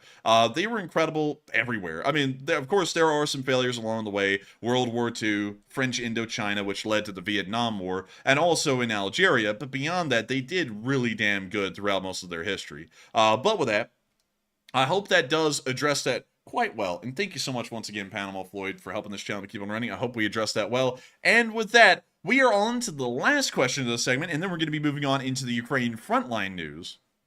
All right, and our last one of the segment is going to go to yet another channel legend, and this becomes the biggest super chat of the stream. It is from Blue Flam 777 LSA, who throws in a $200 donation. And huge shout out to you for that massive support, Blue Flam. And of course, he is a channel legend, by the way. He says, I hate YouTube, in his words. He says, I hate Poopler too. And Poopler and YouTube. And LSA, Slav Ukraine. Question to the chat. And LSA, it's Slav Ukraine. And thank you so much for the massive support, Blue Flame 777. Legendary. And I gotta say, for legal reasons, I do not hate YouTube. They're not that bad. They're not bad. I gotta say that. Not bad. I gotta say that so we don't get delayed. But beyond that, I don't like Putin either. I don't like Putin. And you know, and I gotta say, long live the Lee Spring Army and Slav Ukraine. And thank you so much, Blue Flame, for the massive amount of support. I can't say this enough. It is folks like you who helped to make this channel passable. And if it wasn't for folks like you, where would we be? Where would we be, Blue Flam? We wouldn't be anywhere. We wouldn't be able to keep this channel running. And I gotta thank you so much once again for the kind words that you always throw in, Blue Flam. Maybe not so kind tonight, but still I understand the sentiments. And on top of that, I gotta thank you once again. Just, you're an incredible viewer, you're an old god, a channel legend, and folks like you help to keep the flames of the Lee Spring Army and the Enforcer channel alive, and help this channel to keep on running. And so, Matthew, Blue Flam asked for a live chat, and we gotta make sure to get him a live chat. And so what do we got, Matthew? And the live chat question is going to go to Leonce Pierre, who says, don't forget that Hitler ordered the destruction of Germany before the end of the war, and would Putin do the same? Because I think it's a possibility, and what are your thoughts? Great point. And that's actually something that not a lot of people know, is that Hitler actually ordered for the German army to destroy a lot of major cities as the Germans were starting to fall back. Some of the most notable ones are Paris and Vienna, which were both given orders to pretty much be demolished to the ground. And they didn't follow those orders, which is actually quite interesting. The German commander of Paris actually surrendered the city of Paris to the Allies without a shot being fired, at least in the Battle of Paris, which was completely against Hitler's orders, and I think he actually ended up getting reprimanded or something. It wasn't actually anything too serious. And also, there was orders given to destroy Vienna in Austria, but those orders weren't followed either, and that's why Vienna, Austria still has a lot of its ancient, not really ancient, but classic buildings still standing. This is because the city was not destroyed and the orders were not followed. However, in a lot of Germany, the orders were followed, and that's why if you go into a place like Berlin, a lot of the city does not look old. It actually looks a little new. And let me see if I can drop us down somewhere and show that pretty much right off the bat. No, we don't want to be in a store. We want to be on the street. So where's the street? So we're going to drop down right here. And you can see that all of these buildings, while having somewhat older looking facades, you can still tell that they have a modern steel girder style construction underneath, and this is a facade put on top. It's not a traditional construction. And the reason why is because Berlin was leveled to the ground, both in the Battle of Berlin, and it was also destroyed as the Germans started to fall back. Really, Berlin was destroyed mostly through the bombing campaigns led by the Soviets, the Comintern, the Allies in general, and then also the Battle of Berlin that came on later. And then a lot of German cities suffer the same fate. But Matthew, it really blows me away that we can actually get Street View in all of Germany now, because I remember back in the day when like Germany was like a black hole, you just couldn't see anything in Germany anywhere. But Was that the privacy rights thing? They wouldn't let the streetcar down there? yeah, they wouldn't let the streetcar through because they said it was an invasion of privacy. But German law changed recently to where it isn't an invasion of privacy anymore. And then the Google streetcars went ham. Like they mapped the entire place, I think, in less than a month. But moving on into Hanover. Which I think Hanover is another one of those cities that ended up getting devastated in the fighting. And let me make sure. And I believe that this statement does stand true. Once again, you could see fairly new buildings, or at least fairly new facades, because a lot of the stuff was destroyed. A lot of Germany's industrial abilities were also destroyed during the war as well, especially when they were retreating, because Hitler gave the order to pretty much devastate the Ruhr Valley, so that way it couldn't be used like it was in the First World War, where the French would demilitarize the Rhine or the Ruhr Valley area and end up kind of, skimming a little off the top. Although they were kind of owed that because, the Germans ended up causing a lot of destruction and death in France in World War One. But beyond that, those orders were followed in some instances, especially inside of Germany, but they weren't really followed elsewhere. And it kind of leads a question, but going back to your original, idea or question, of whether a Russian commander will follow through with something like that, where they end up destroying most of everything inside of Russia just to make sure that it doesn't fall into those wicked Westerners' hands or the Free Russians' hands or whatnot. And I would have to say it's possible. I would not rule it out. I would say it's a little bit unlikely, though, because a lot of Russians at that point would probably be starting to understand, wait a minute, we're blowing up our own stuff, and that seems a little messed up, especially considering that we're supposed to be the good guys. We're pretty much destroying everyone we're leaving behind in their way of life, if they're still there when the area gets taken over by the Free Russian Army. And I'm kind of doubting that they'd actually do that for that reason. I feel like the order would be given on the highest level from Putin, but it probably wouldn't be followed out by those commanders in the field, because at that point, they would probably think that this was a pretty jacked up and bizarre scenario to be living through.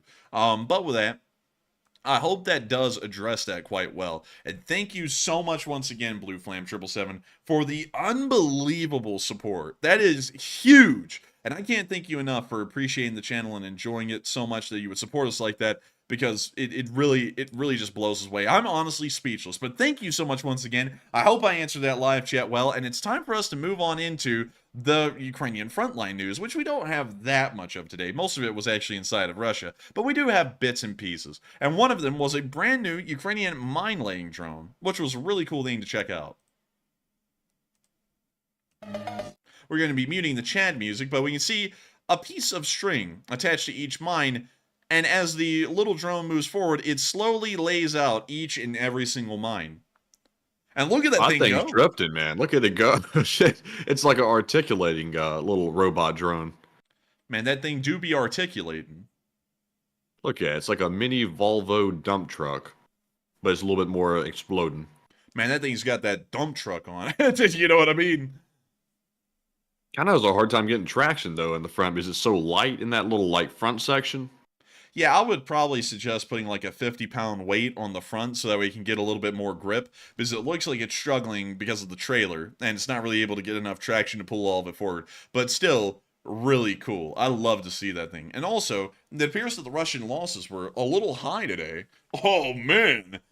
Oh, my goodness. 9 Bobcats in a day. I'm telling you what, it's a good day for Ukraine. It's been a bad day for Russia, but I'm telling you what, Ukraine has been absolutely relishing in it. I'm telling you. It couldn't have gotten better, Matthew. It couldn't have gotten better. With 9 special equipment vehicles being destroyed, it was a very good day. Not only that, 970 Russian troops were wounded and killed, along with 17 armored personnel carriers, 27 supply trucks, 5 main battle tanks, 11 artillery pieces, 15 drones, 1 cruise missile, and 2 anti-aircraft warfare systems. Today was a very good day for the Ukrainian defenders, and once again showing that they are inflicting some very high losses on them. Some incredibly high losses, and we're very happy to see that. We love to see that. But moving on from that and the location unknowns, it's time for us to move on to our only clip in the Northeast, where we got to see a Ukrainian T-72 AV operating in the area. Just look at that thing kicking up the dust, the gunner hitting the gritty, and then most importantly, it looking off into the distance.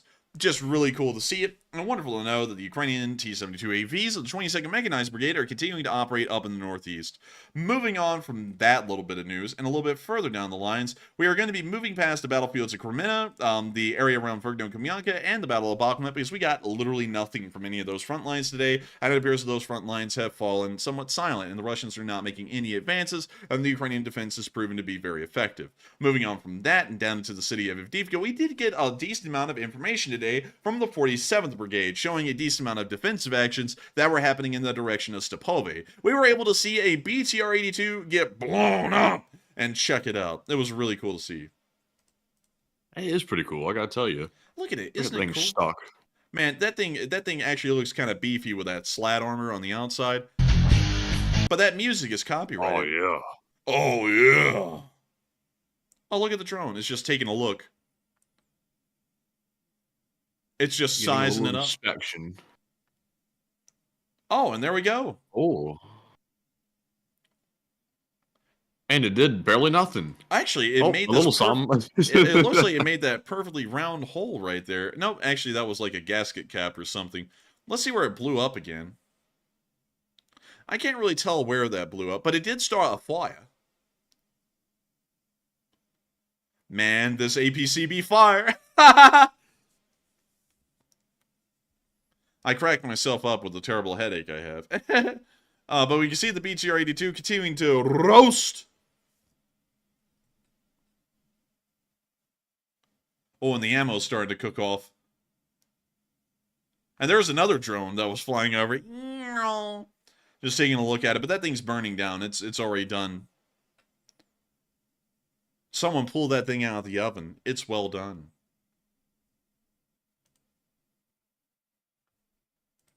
And that's the end of the clip from the Magura, but very nice to see that they were able to knock out another BTR-82 in the area today. Moving on from that and into our next clip, we were also able to see the 47th liquidating Russians. Kind of like an insurance company trying to liquidate your assets when you foreclose. But check this out, or you file Chapter 7 bankruptcy. But check this out, these Russians are getting liquidated in a whole different way by the artillery. Some say, and also we can see a Bradley working on them too. Some say that this is a new form of Russian infantry. They call it Russian soldier in a cup. Because when the Ukrainians are done with them, you can pour them out into a cup. But we can see the drone coming on in and getting ready to help out with the action. Oh, and it went right through the roof. It doesn't look like it blew. Oh, never mind. It blew up. It blew up. Took out the whole house. Man, somebody spent a lot of time framing that up, but they just destroyed it like that. And Man, what was up with that like zoom out effect too? They did like a movie cut on that one. It was like, let's see here. Let's check it out again. I didn't see the zoom out, but oh no, you gotta go back further though. But it was back there. Back further, right here, right here, right here. Oh, watch movie cut incoming. Oh, look at that! Yeah, they did it. Yeah, they did. I wonder what was up with that. But I guess, man, I guess considering that thing when it exploded was probably really hot, and considering it blew up in a house, I guess you could call this a Ukrainian housewarming gift. It's warm in the house, but for a house though, you gotta have some walls. That was just some 2x4s put up like a frame. Yeah, that's true. That counts. that counts. That sounds about right. But they did some really good work taking out some Russians today, and we also got to see a Bradley ambushing the Russians. Oh, apparently that was a little spicy. Oh my. But moving on out of the area of Avdiivka and towards the area of Kharlivka, we got to see that apparently the troop rotations have arrived. Zelenskyy is going to start rotating units off of the line that have been there for a long time. That probably means that the Fighting 93rd is finally going to be rotated off the line, and their pages of history for being literally on the front line for nearly 2 years at this point without end is probably going to be coming to a close, and a new unit is going to be taking their place. And that's also going to be happening for many other units around many different areas of Ukraine. But it's great to hear that Zelenskyy is going to start focusing on those higher level things, like moving units around, to make sure that none of them get tired and exhausted like some of them have, like the 110th Brigade did when Avdiivka fell. But moving on from that and out of that little bit of news, and further down and into the southern front near Volodar, we got to see some Russian Fab 500s landing inside of the city. It appears that the Russians are still trying to find a way to level Volodar, but I have a feeling No matter how many Fab 500s they drop on this town, it's just never really going to work. And there goes the Fab 500s.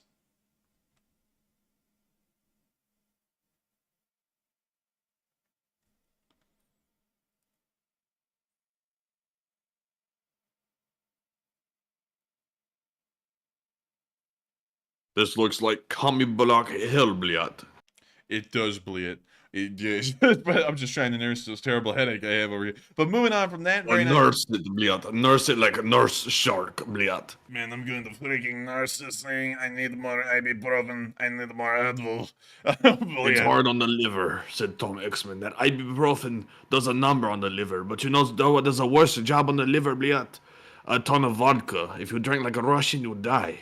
That is very true. That is very, very true. But moving on from that into the area of Verbovy, we also get to see the 44th Brigade hitting them Russians.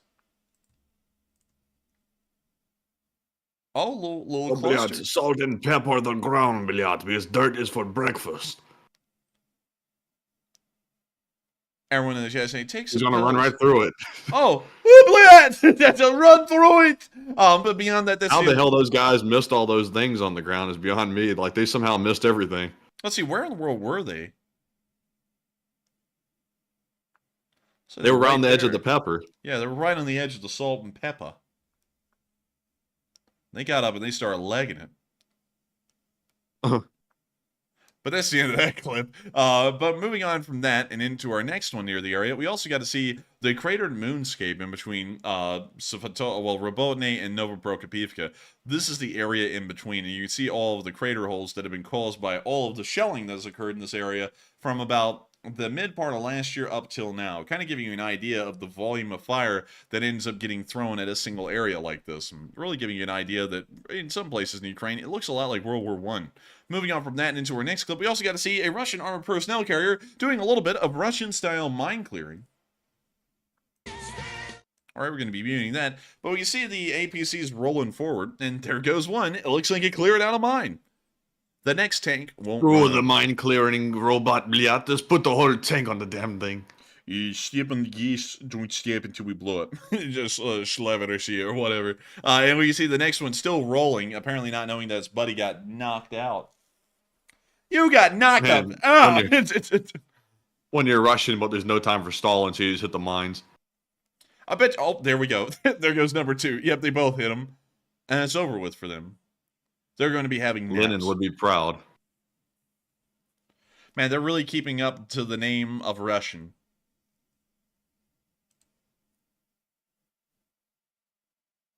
Oh look, their ants are fleeing. Oh look, Somehow they're all able to walk. Bled, run for the hills, Bled. Oh, that one guy though just got like abandoned, literally. Oh, well, that makes 2.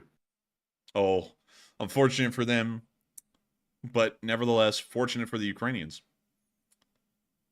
And the other guys just ran off into the smoke set. Let him cook. Let him cook. Kim L said, do you read chat? We read all of them. I read every single chat. I see all. I see all. We both see all. We see everything y'all say. We can't respond to everything, because last night there was 20,000 live chats that came through, so we physically just couldn't. But we do see all of it. But with that, that's the end of the clip right there, and very nice to see the Ukrainians are holding their ground here in the Robotny area.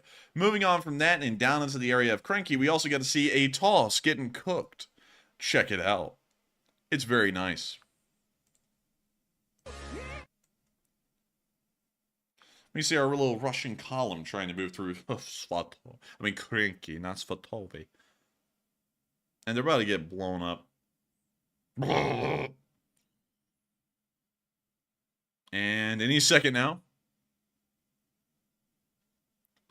And boom. Oh my god!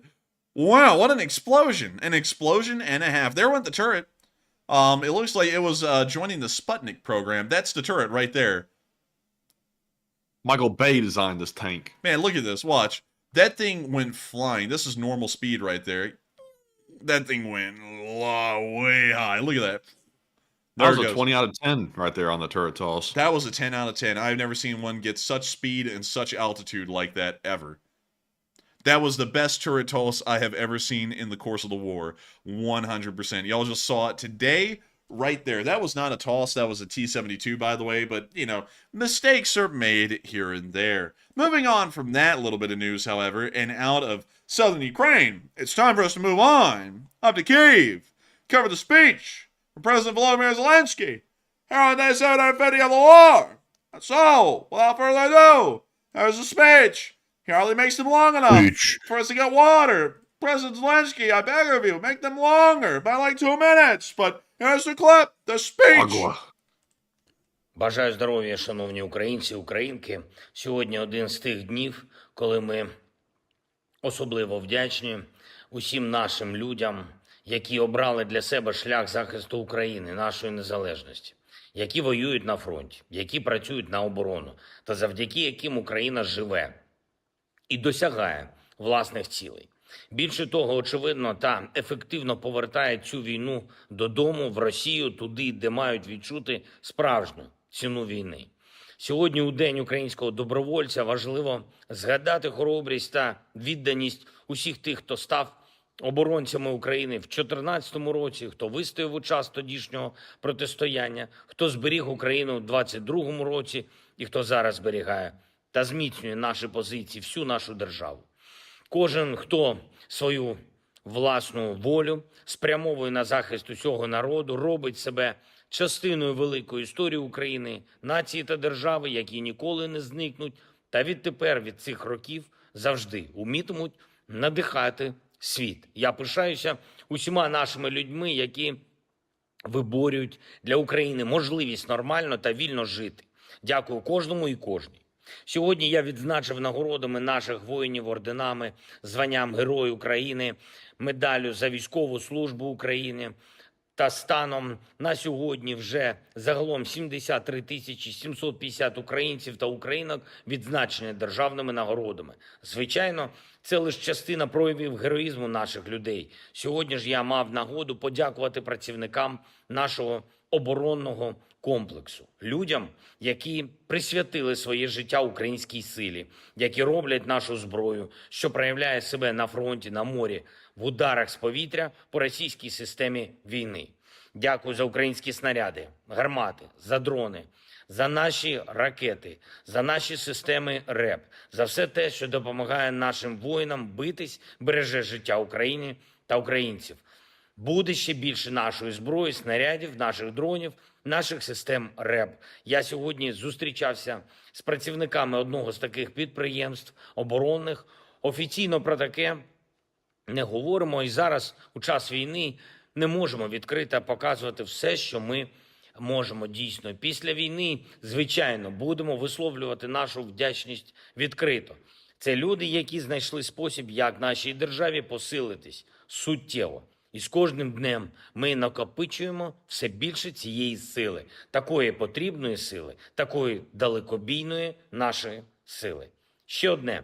Говорив сьогодні із канцлером Німеччини, дуже предметна та доволі тривала розмова. Подякував Олафу за допомогу, яку Німеччина надає нашій державі, різнопланову допомогу. Ми скоординували наші позиції напередодні зустрічі в тристоронньому форматі Німеччина, Франція, Польща.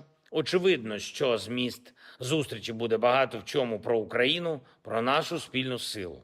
Також обговорили з паном канцлером Шольцем подальшу спільну роботу в оборонній сфері, допомогу, яка потрібна, та спільне виробництво зброї і на державному рівні, і на рівні компаній. Звичайно, говорили і про Євросоюз, нашу роботу заради того, щоб якнайшвидше розпочались переговори щодо повноправного вступу України. Жодного дня не втрачаємо. Дякую усім, хто з Україною та в Україні. Слава нашому народу, слава Україні! And Herom Slava. And that caught me by surprise because he didn't end it normally. Usually he has like a whole thank you he goes through and then he ends it. But with that, that is the end of the speech from President Volodymyr Zelenskyy. And that brings us on into the second segment of this stream, where we get to talk to all of y'all. It is a fun time. We get to talk about anything y'all want to talk about. We get to talk about the world. We get to talk about food. Where y'all from? What are y'all doing? Where y'all going? Oh, buttered sausage. What is it doing? Why is it here? Get it out of my face. But beyond that, we get to talk about literally anything. And oh my goodness, man, are you seeing these Russian bots come flooding in right there at the end of the speech? How These disgraceful. poor fellas, did they not have anything better to do at 10:47 Eastern time, or Central time, actually?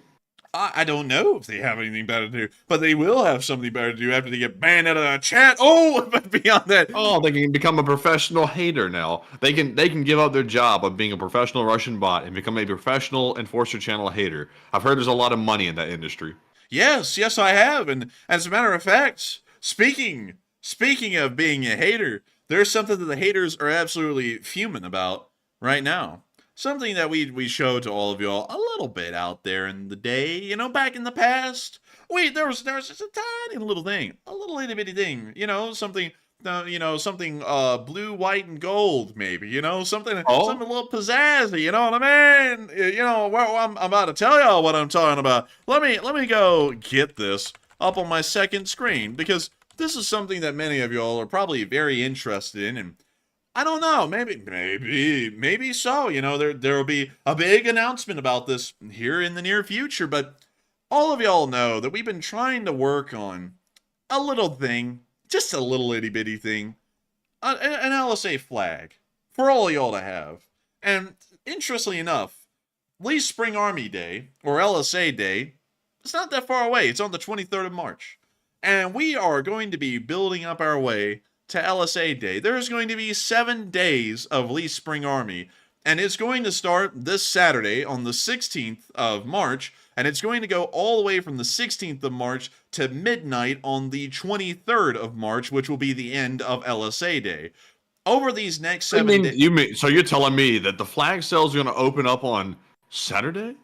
Possibly. It might actually open on Saturday. Because we gotta share with something. We gotta share something with y'all about this. Is that this whole week from the 16th up till the 23rd is going to be pretty much the week of LSA, but it's going to all come to a head on the 23rd, which is LSA Day, the day that the Lee Spring Army was founded, and we actually know the exact time, like the literal time that the Lee Spring Army came into existence, the exact minute that night. And we'll be celebrating that on the 23rd on Saturday, but leading up to that, from the 16th to the 23rd, there is going to be something big going on. Y'all will be able, for the first time ever, to access our brand new merchandise store and pre-order an LSA flag. We have it all ready to go. It is ready to go. It's going to launch on the 16th. So set it on your calendars. Day 1 of pre-orders is on the 16th. And I actually have the merch store up here. And Matthew, if I'm correct, it is finalized now. Yes, it's finalized all the way around. But of course, this is just a preview. It's not open yet, but you can show it. And also, I believe you have the password to get in as well. Well, actually, I typed it in and I got straight in. Oh, a good deal then. So I was like, is it just? What do you mean? What do you mean you got straight in? Like, I just typed in the link and it threw me straight onto the store. All right. Go ahead and show it. All right, let's go ahead and show it. So what we got here is the store. We have the LSA store, or the Enforcer merch store, because of course the Lee Spring Army is a community, but at the same time, this is what it is. I mean, it's incredible stuff. And also, we have the flag here. This is the picture of flag number 1.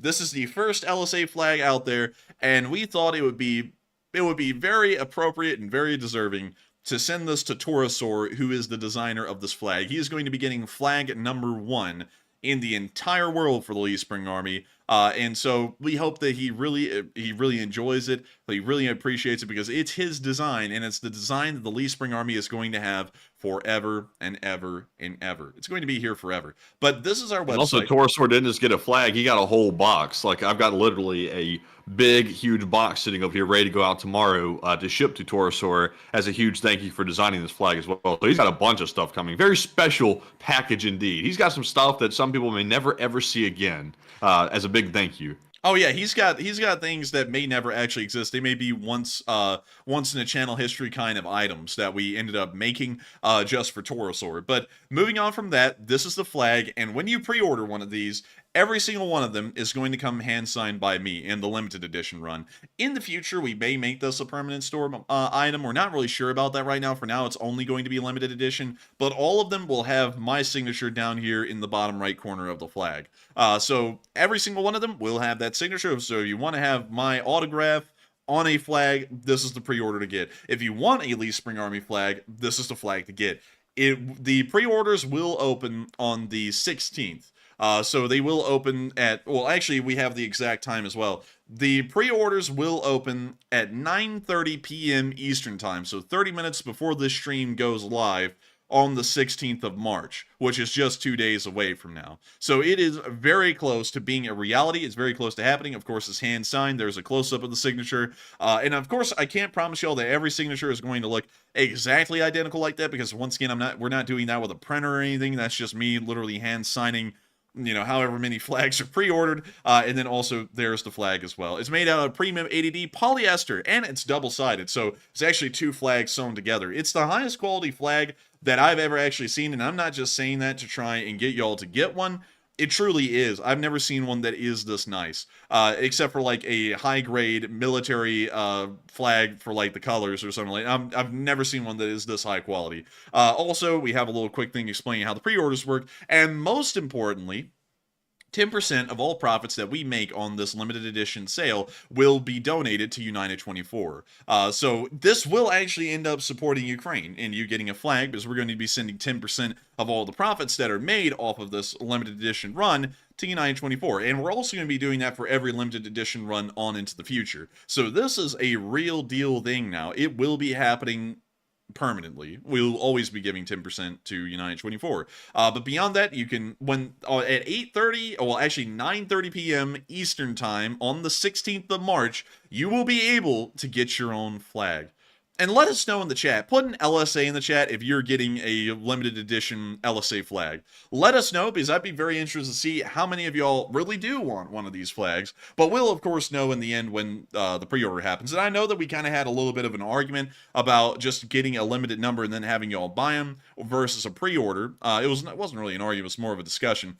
We ended up deciding going with a pre-order because we want everyone who wants a flag to get one. And from what we could originally see, the amount of people who want a Lee Spring Army flag is so high that the original number that we had was nowhere close to the amount that would be needed. So instead of trying to guesswork how many people want a Lee Spring Army flag and either being left with a lot of inventory or being left with a lot of people who never got a flag, we decided that a pre-order would be better, because it means that everyone who wants a flag will be able to get one. There's a limit of 2 per customer, so you'll only be able to get 2 in your order, because we don't want people to get like 50 of them, and then maybe like signing like 50 of these things, because that would be absolutely mental, because signing them is actually a bit of a process, because we have to take the flag out of its original packaging, unfold it, sign it, then refold it, and then pack it into its new enforcer packaging, which is a fairly large amount. And Ten House said, how do I get one? You go to this website when it opens at 9:30 p.m. Eastern Time on the 16th of March. You'll be able to get one then, and it will be open for an entire week after that until midnight Eastern Time on the 23rd of March. I was trying to make sure to get that correct because my head is absolutely exploding right now from a terrible headache. But beyond that, I hope y'all enjoy this flag. I can't wait for everyone to get one. It looks like a decent amount of people want one and are going to really enjoy the flag. And I can't wait to see how many of y'all get these flags and enjoy them greatly. And so with that, I hope that does address that quite well. I hope that lets y'all all know about something that's coming around. And also, Matthew, what do you got to say? And also, I see some folks saying, how much will it be? And it's going to be $54 for the flag itself. So that was about as low as we could get the cost, and still be able to cut in the 10% to charity, as well as all of our expenses as well. So the cost is as low as you can get. And I think 54 is pretty good. We seem to have good feedback on it when we mentioned it about a week ago. And also, I saw some other person as well. I think it was Suzanne B. asking, like some people did the other day, how come I'm not signing it? And that's because the enforcer signature is going to represent us both, like I mentioned about a week ago or so, because my signature is really honestly no good, if I'm being perfectly honest with you. And the enforcer's wasn't either, but he put a ton of work into trying to get his signature to look so good like it does here in the photo. And that's going to represent the enforcer channel, which is both me and the enforcer. So also on top of that, it would add a ton of time to the processing of the flags themselves and actually shipping them out. So it's better if we just have one signature, and also two would honestly clutter it up. We did look into doing that. And it looks better with just the one. Trust me, y'all like it much better with just that one signature. But y'all gonna love the flags, like super nice quality. And Pterosaur's gonna be the first one to get one as well. So can't wait to hear his feedback also on it, because he did design the flag. And I can't wait for y'all to be able to order one as well, because they're super cool and super quality. And so with that, I hope we were able to talk to y'all about the big thing that's coming here fairly soon. And once again, I also have to say that on the 23rd of March, this stream is going to be really special. I'm going to be trying to make a little bit of a special intro and everything that night. And also, you know, maybe cover the news in a cool way to talk about the founding of the Lee Spring Army, which was founded on the 23rd of March, I think an hour and 54 minutes into that night stream. So we know the exact time of day when it happened, when the Lee Spring Army came into existence, and it's been here for 2 straight years now, and will continue to be here well on into the future. But with that, I hope that does address that the best we can, the best we possibly can, because that's all we can do is the best we can. But it's time for us to move on into the questions and actually talk to all y'all about what y'all are thinking. And so, Matthew, what do we got? All right, so moving into our super chat questions, we have one from Historic Tasmanian, who puts in a $15 donation, and thank you very much, Historic, for that support once again. Hey! He says, due to being sickly, I haven't given in the pizzas money, but I think the Legion of Russia could come up behind the front lines too. And what are your thoughts? And LSA, love to you all. And also, Historic, I'm sorry to hear you have been sickly, and I hope you're feeling better indeed. I'm sorry to hear about that. And thank you very much for the support as well. And thank you so much for the support. Holy moly, Blue Flam. Oh my goodness. Thank you so much for that. We'll get to that here in a second, but oh my god, I can't believe that. But getting back to Historic Tasmanians, thank you so much for the support, Historic Tasmanian, and helping this channel to keep running. And I gotta say, I hate to hear that you've been sick. And I remember you saying that a little while ago, and I'm happy to know that we're helping you to pass the time with this channel while you're sick.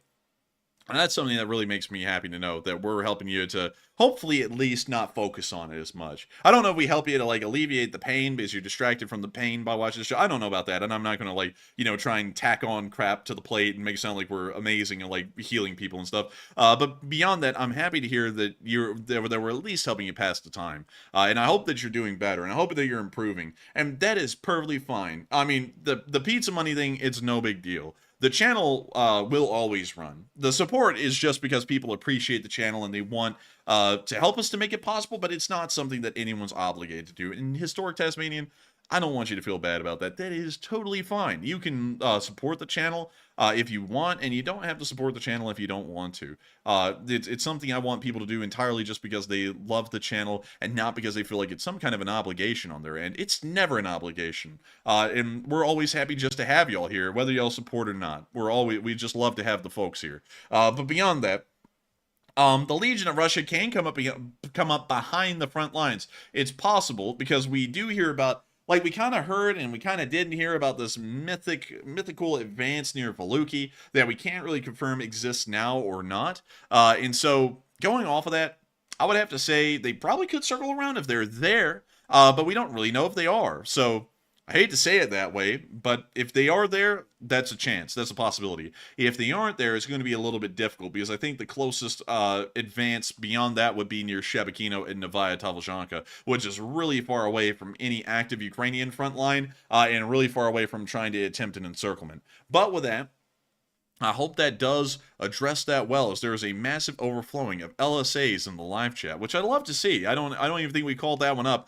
but I love to see it. That is really nice. And thank you so much once again for the support, Historic Tasmania. I hope you continue to get better. I hope that we're helping you to pass the time. And love to everyone, including you, Historic Tasmanian, and long live the Lee Spring Army. And with that, we are on to the next one. All right. And also, I saw Barry Woodward saying in the live chat, where should the LSA post their new LSA flag when they get them on social media? And one thing that we're going to try to do, and we don't have this project actually finalized just yet, but we want to have it to where you can tag us on either Twitter or somewhere else. I think Twitter might be the only place we can do it. You can tag the LSA flag, and we'll have a contest where we might put those on our profile page, but we really need to sort out the details on it because we want to be able to show like the coolest way like the flag is being displayed or something like that. But Enforcer, I think you're the one who came up with the idea, so do you have all the details on it? I think what we would want to do is probably have a page on the merchandise store where you could DM us on Twitter when y'all get the flags and show us pictures of it, or you could post it on Twitter and at us in the post, and then we could collect them that way and then put them all onto like a pretty much like a mural on the website of all of the people who have LSA flags, took pictures of them, or posed with them and showed off their flags.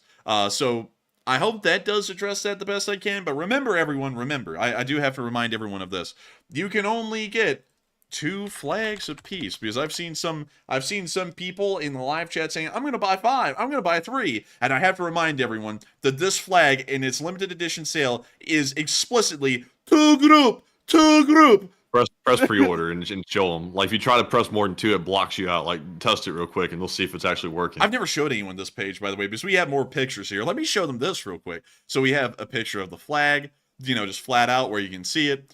Then we have a picture of the signature up close, and that's the signature. We do it with a golden Sharpie. And then we have this angle of the flag here, kind of showing it off again. And then we have this angle right here. Pretty cool. And then we have this upside down one just to get it a little bit spicy looking. But beyond that, Spicy. that's the flag. And we can see right here, limit 2 per customer. So let's say that you're some kind of a nefarious person who thinks you're going to try and screw over the Enforcer and the Least Spring Army as a whole by buying 3. Well, you can't. You literally just can't. No! And you know how long it took me to figure out how to like put that like quantity limiter on that? That took me a solid day to figure that out with the coding and everything. And that was actually a feat. Like that's such a simple thing, but I'm so like proud that I was able to figure that out because this is the first ever like store I've ever set up. So the whole thing is like from scratch, first attempt, and it looks pretty decent if I do say so myself. Like it turned out pretty good for the first one. It turned out really good. And then there's some additional information down here about the flag and everything else. But one thing I want to share with everyone, because there are some sick people out there that are going to try and buy 3. If you click the button a 3rd time, we get your IP. I'm just kidding. We don't get your IP. No. We absolutely do not do that. Especially not. That would violate EU privacy laws, actually. Absolutely. We don't do that. I'm just kidding, by the way. But, you can't get more than 2. We literally built the website to where there's only 2 per customer. Because if there was more than that, it would be insane. Because we know that almost everyone who's going to get an LSA flag, from what I hear, is going to get 2 of them. And to that, I thank y'all. But one thing that concerns us is if y'all can get more than 2. Like, we could have, say, 900 flags that we have to send out, and each one of them has to be hand signed and packed and everything, and that would never happen. We would never be able to pack up that many flags and ship them out. We actually have no idea even right now how many people are actually going to be pre-ordering our flag and getting them. We know that it's a little bit larger than the initial number that we were thinking, but we still don't know. So I'm hoping that we could get a pretty nice little idea, off of how many people pre-order this, and also have to make this a little clear, because there are people out there who like to screw this if they can. The pre-order works that you pre-order them and then you pay up front, and then the order is fulfilled, hopefully as soon as possible, which should be within the next day or maybe 2, hopefully. After the pre-order ends, and we get the flags and everything. So with that, I hope that does address that fairly well, and I hope that also shows you all a little bit of our website. And I gotta say, it's an amazing website. Matthew was the one who really made the entire website without any help from anyone anywhere, and it turned out incredibly well. It's a beautiful looking website. It really shows off the flag really well. Honestly, Matthew, I feel like we ought to archive the way the website is right now and make a special tab maybe somewhere on the website that just shows off the LSA flag in the future, because it looks really cool on this homepage like this. Yeah, you can actually do that. You can save these pages and archive them. So I'll probably do that for real, though, because every single month we're planning on releasing a new merch item, just 1 per month, to make it special. And that's our goal, at least. Hopefully we can actually pull that off. But it'll look similar to this pretty much every time we drop. It'll have the new product on the main page, kind of like cut out like the flag, and it'll be pretty much the same layout all the time. But yeah, we need to archive this for LSA history. The first ever actual like standalone Enforcer merch item ever is the flag. Yeah, and also, we could never do something like this on our old merch store because it was, like, what we could actually do is very limited, and that's why we made the new merch store, and we're running the whole thing from the ground up, is because we want to make really cool items that y'all would love, that are really high quality, and not only that, would actually help out Ukraine, because through this, we can actually end up donating the profits, because we manage everything on this end now, instead of, what we were doing in the past, where it's a third party that's doing really everything for us, and then it's just kind of like an end result kind of a thing that we get. But with that, I hope that does address that quite well indeed. Once again, about the whole pre-orders and everything like that. But with that, we are on to the next one. And thank you once again for support. Yes, indeed. And up next, we have a $200 donation from Blue Flam 777 LSA once again. And that is a massive amount of support, Blue Flam, and we can't thank you enough for that. That is $400 in total from Blue Flam, which is absolutely insane. And thank you very much. He says, I was going to tell you a time-traveling joke, but you didn't like it. So I'll say this one. What is Putin's favorite card game, Bliat? Bridge. F Pupler. And if YouTube. In Blue Flame's words, of course. And LSA, Slav Ukraine, and question to the chat. Thank you so much for the massive amount of support. Blue Flame 777 LSA. And thank you once again for helping this channel to keep on running. And also, Andy, did you get the first joke?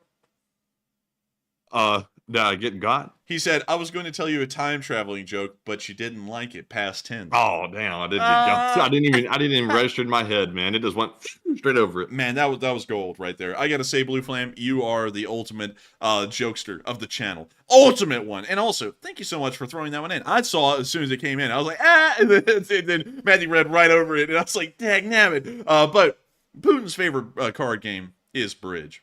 And you know what Putin's favorite card game is that he hates to lose? Bridge.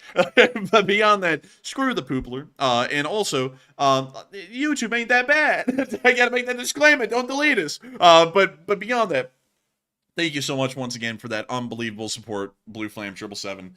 It's blowing us away, and I gotta thank you so much for enjoying this channel that much and helping to support this thing, because you're making it possible. I say that so much, I know I do, but I want each of y'all to know that y'all don't have to support the channel, and y'all support is something that we appreciate so greatly. This channel is completely free to watch on the live streams. There's no ads, there's no sponsors, there never will be. So it's entirely just viewer supported, and it just blows us away that y'all have the choice to support it or not, and yet y'all choose to support it. And like you do, Blue Flam, you choose to support it to a degree that I don't even feel like this channel really deserves. It blows us away, and I gotta thank you so much once again for the kind words that you throw into this channel, the dad jokes that you throw into this channel most importantly, and the love that you have for the Lee Spring Army. You were one of the first people in the channel's history to put LSA in your name. And you were actually the one who kind of kicked off the LSA trend, where you put LSA in your username. And I got to thank you so much for that, and once again, helping this channel to keep on running. Slava Ukraini, long live the Lee Spring Army, and we will make sure to get a question in the chat. And so what do we got, Matthew? All right, and the question from the chat is going to go to Carrie Ann Corzo, who says, do you think Putin is of sound mind and body making these decisions, or do you think he's suffering from a physical/mental health issue? I certainly think he's suffering from a physical issue, because the way he sits, and also the way he has like involuntary spasms, like even during the Tucky G interview, it appears that he has some kind of a physical issue. I don't necessarily know about mental, because, you know, the guy's stupid, but I don't really think that means he's like mentally insane, because that's something that everyone goes to these days. Just, oh, he's mentally unfit. You know, they say that about everyone now. And I don't really think he's mentally unfit. I just think the guy is a nut, not in an insane mental illness kind of a way. More so just he's a nut because he's a nut. And also he's got some kind of a physical issue that we don't really know about. Because Hitler, at the end of the war, he actually had Parkinson's. And that's something that people know once you delve into Hitler history a little bit. You're like, oh, Hitler had Parkinson's. And you're like, wow, that's wild. Because there's one clip that really shows it very well from the end of the war near 1945. He held one of his hands behind his back, and it was shaking violently, involuntarily. And he had Parkinson's. But I think Putin may have something similar, but being on the side of mental things, I don't actually think he's mentally insane. I think the guy is just a sick guy. But with that, I hope that does address that live chat well, at least in my opinion. And thank you so much once again for support, Blue Flam, and helping this channel to keep on running, because you helped to make it possible. And with that, we are on to the next one. And the next one is going to go to Margaret Hemsley, who puts in a $15 donation. And thank you very much, Margaret, as well for that support. She says, I just can't help myself. If I have money, you get money, and because you're worth it. Oh. And how do you say all those complicated, long Ukrainian towns, etc.? And for the first aid stocks, Ricola, Advil, Tylenol, etc. I'm telling you what, we got the whole gamut of drugs out here. I'm telling you. Oh, man, I'm telling you. And I got to thank you so much for the support, Margaret Hemsley. And oh man, that made me. Oh man, that almost did it. Margaret, thank you so much for that. Thank you for the kind words, and thank you for supporting the channel too. And thank you for saying we're worth it. I don't think we are, but if you think we are, I'll accept that. And also the way I say all of the complicated Ukrainian town names is that Cyrillic alphabets have like no differentiations in how letters are pronounced. So. Like with English, you know, the letter E can be pronounced different ways. Excited, egg, energetic. Let's see here. I'm trying to think of a different way that the E is said. Eeyore, you know, stuff like that. You know, like a letter in the English language can have multiple different ways that it's pronounced. In Cyrillic, the letters are pronounced only one way. So it greatly decreases the variance that is tied in. So when you look at something like Poltava, you can literally just look at its name in Cyrillic and go Poltava, and that's how it would be pronounced. Or better yet, down here with the smaller town attached to Poltava, which is Rososhinti or Rososhinti. That's how it's pronounced. So you could read the ROS.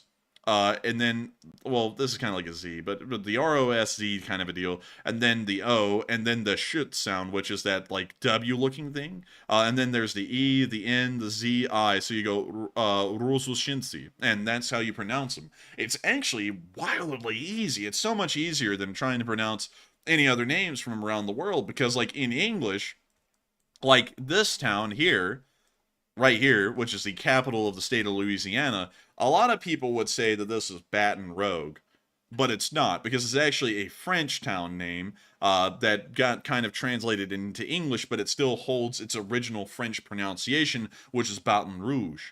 And it just makes no sense, especially in English. And that's why people can get things so wrong. Like, for example, this isn't mobile, this is mobile. Which is another one. Because English actually takes a lot. It actually shares a lot with different languages, or it just takes other languages entirely and it just shoves it into the framework of English. And that ends up causing a very confusing language structure that really isn't standardized across the board, I guess is the best way to put it. And so it's a very complicated language to speak. Funnily enough, for non-native English-speaking people who do not speak a Germanic language, English is the hardest language to learn in the world. It beats Chinese, it beats Korean, it beats Hungarian. It is the hardest language because it just has so many variances because of all of the different cultures, nations, and times of history that have had an impact on the language. But moving on back into Russia, there wasn't really a lot over Russian history, or really Eastern European history, that affected the Cyrillic alphabet a lot. It came out in, I think, the 900s or like the 11th century as a standardized alphabet and pronunciation system for Slavic languages in general, and it didn't really change much beyond that. So really, the pronunciation rules are very simple in any kind of Cyrillic language, whether it be Ukrainian, whether it be Belarusian, which is really just Russian, and then Russian. It's really all one and the same, and you can pronounce everything the same way, like this, Kursk. That's it. This one, Novo, which is the Hobob, or as we would call it, Hobob in English, and then Bobonek. Dude, Hobo Bobonek. Dude, I'm calling Novo Voronezh Hobo Bobonek from here forward, man, because that sounds better. Call that the name of the whole place over there in Russia, man, because that's basically what it is. Yeah, dude, imagine, where do you live? I live in Hobo Bobonek. I'll be like, huh? What the hell do you mean? But but it actually You means know, this bot that just jumped in the chat here that said, "Stop propaganda, you American boy." He's from Hobo Bobo Neck. That's where he's from. He's living there right now. He's on the computer he's typing so furiously, saying, "I have to make my wage of 30 rubles, bliat, for the day. I might be able to buy one hamburger patty." dude, he makes like 20 cents. And then he goes to the grocery store and he goes, the groceries may be cheap for an American, but they are not cheap for me. It's like, because I make nothing. I'm poor. I'm broke. But beyond that, I gotta say that also, by the way, another thing I'd like to share with y'all, just to give y'all something else of a little bit of a Cyrillic or Slavic language kind of a deal. Novo in Russian or Ukrainian actually means new. So this is Voronezh, and then just a little bit south is Novo Voronezh, which is pretty much new Voronezh. And that's how also that works in Russian as well. Just in case y'all are wondering, what the hell is Novo? It's new. It's like saying New York in English. But with that, I hope that does address that well. I hope that addresses that quite well. And thank you so much once again for support and helping this channel to keep on running, Margaret Hemsley, because that's how I easily pronounce these names. Sometimes they still mix me up, because sometimes it's just a really complex sounding name, and so it's really hard to pronounce. But that's usually how I help myself out a lot with making that possible. And also, thank you so much for helping out the first aid stocks of the Ricola, Advil, Tylenol, all that stuff. We had something happen a little bit right before stream that was really stressful for me. Really got the blood pumping, and so it gave me a really bad headache, and I haven't been able to stave that off the entire stream, even when I did take Advil. But beyond that, thank you so much once again for the support. I hope that does address that quite well. And with that, we are on to the next one. And thank you so much once again. And also, real quick, I saw one of our UK viewers saying about the flag shipping. How much is it going to cost to send it to the UK? And obviously, I can't give any like definite figures because it depends on your address, your location, and the shipping method and all that stuff. But I tried to pick the cheapest ways to send it as the shipping methods available. And also, there are some express options, which I'll probably say sort of steer away from those if you want to like keep the shipping costs low, because it gets crazy expensive to do express international, like wildly expensive. But generally speaking, it might be in the neighborhood, and this is just an estimate. It depends on everything else. Somewhere around 25 to 30 bucks to send it to like the UK from America. But then again, it could vary. So, you know, it just depends. But unfortunately, international shipping is just so expensive no matter what you're sending. That was about as low as we could get it. But for our US people in America, we do have a $5 flat rate shipping option. We were able to get it that low, and then we eat whatever costs above that, because we don't want to like load all the shipping costs on everybody if we can try to avoid it. So we just did the flat rate. So there are other options in America as well. But I hope that answers the question about the shipping. And we hope that it does. And I hate that because I know that we have a lot of international viewers that want to get it. But sadly, international shipping is just extremely expensive. It always will be, especially coming from America.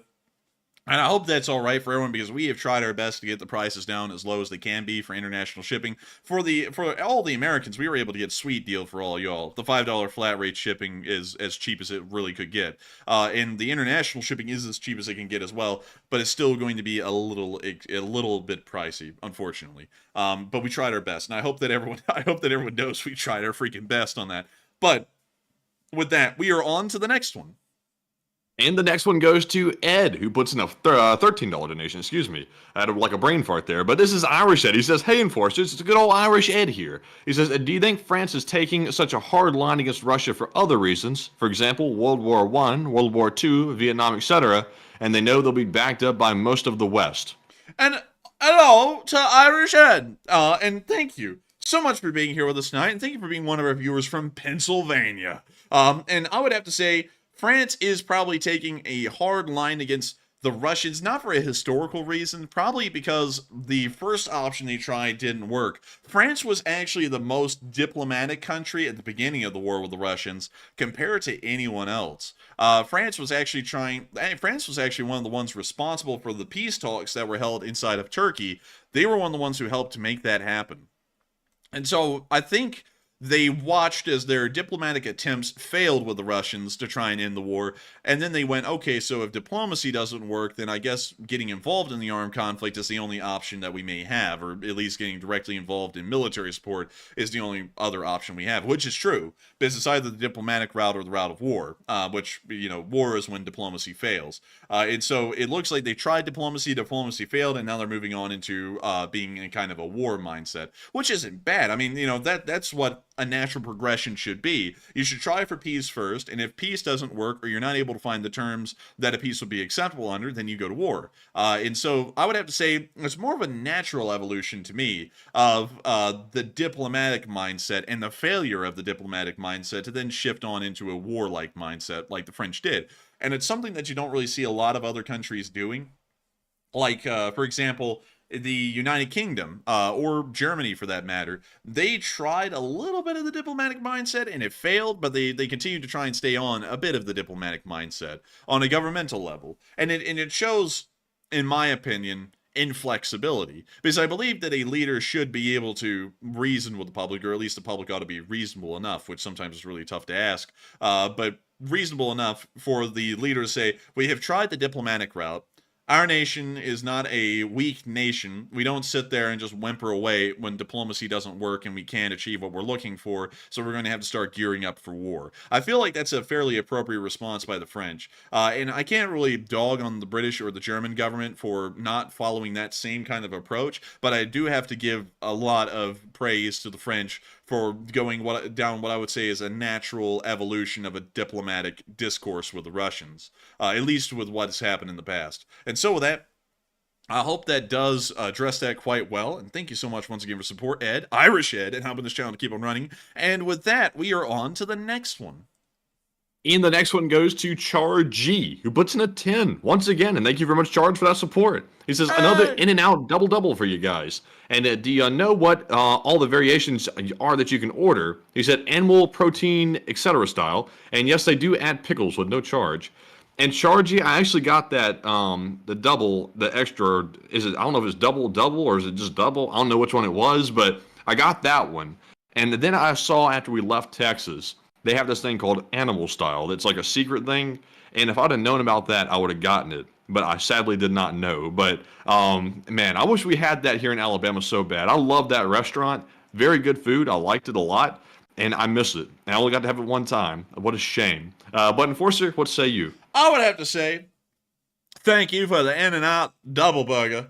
Double. Oh my goodness, we're eating a pound. We're eating a pound of ham in that thing. But beyond that, I don't know anything about In-N-Out. Matthew has more experience with In-N-Out than I do because he went to Texas. I never did. But I'm going to go out there and I'm going to try, dagnabbit, charge. I'm going to try it. But still, thank you so much once again for sharing that info. Thank you for sharing with us the fact that they do add pickles, no charge, because I like that and I greatly appreciate that. And so with that, thank you so much once again for support. I hope that does address that well. And I hope Matthew talked to you about his In-N-Out expertise that I'm lacking in. But with that, thank you so much once again. I hope that does address that well, and we are on to the next one.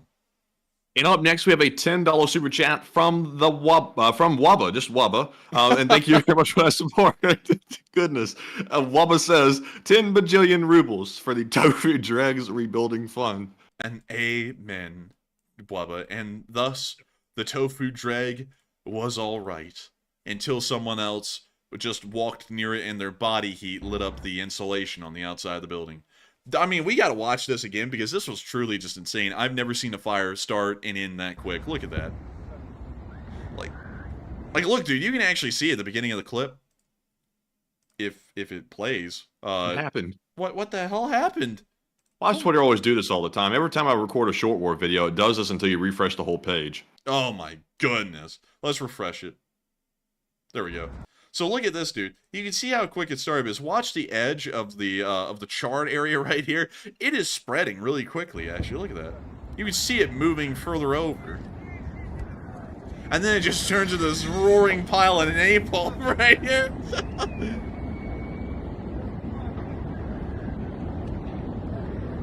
It's crazy. It's like it's paper falling off the building, like scraps of paper. It's like it was gas-soaked paper because it's just burning so violently. I don't feel it was sabotaged. I don't don't know. Someone said intel to you said it's foam, but like, what kind of foam is like made to be flammable though? What kind of foam burns that quickly too? I mean, like a match could set that whole building up. That has to be like building materials from China. Like, it has to be. It has to be. Like, it has to be something absolutely dog quality, because nothing catches on fire like that. Like, even the Grenfell disaster, or the Grenfell Tower fire, didn't even burn that badly or that quickly, and it was a fire hazard pretty much from the outset. Do you know about the Grenfell Tower fire in London that killed like 52 people? Do you know about that, Matthew? No, I never heard about that one in particular. Grenfell Tower. Here we go. Let me see if I can get a picture of this thing. And I think it still looks like this right now, but that is Grenfell Tower. And this thing was a complete violation of British building codes in fire regulations. It ended up killing 52 people because there was a certain way that the insulation had been put onto the building. Let me see if I can find a picture pre-fire, and that's actually what it looked like pre-fire. So, dang, I need to find an older picture. Okay, so wait a minute, hang on. I think this is an older picture right here. No, that's the one with the modern slat stuff on it. I need to find one without that. This thing still stands in London to this day, by the way. It's just a giant burned husk. They're trying to figure out how to demolish it, but that's what it looked like post-renovation. This is what it looks like pre-renovation. It was one of those nasty, ugly, brutalist style flat buildings that they built in London. And what they did is they were like, ew, this thing looks ugly. We have to modernize it to make it look better because brutalism is out. So what the town council did in this area is that they went and renovated it to have this modern-looking covering on the outside of the building to just make it look nicer. So they ended up making it look like this. But what they did to make that possible is that they took a whole bunch of flammable, like, insulation, pretty much, and they put it on the outside of the building. And then also what they did is that they covered it with plastic, pretty much sheets, which were highly flammable as well. So a fire started inside of one of the apartments, and the original design of the building was pretty much fireproof. If a fire happened in an apartment and went out of control, the fire would be contained within the one apartment unit, and it wouldn't spread into the other ones or up other floors. But the thing is that with all of this crap, this flammable crap that they had clad onto the outside here, attached to the building, when the fire broke the window to the apartment and lapped up onto it, it caught it on fire, which led to pretty much the chain reaction, burning all the way up the length of Grenfell Tower and burning really everyone on the top floors to death. All 52 people who were up there. It was an absolute unmitigated disaster. One of the worst fire tragedies that happened in the modern day United Kingdom. And it was found out that it was generally because the town council that runs this borough of London ended up cutting corners and costs to try and make this renovation as cheap as possible. And so they ended up picking flammable materials, not getting it fireproof tested, and a whole bunch of other stuff. And it was a massive scandal. It's still a massive scandal to this day. But that is something of a similar story. But even then, this fire, I believe, took like 30 minutes to an hour to become the roaring inferno that would end up killing 52 people,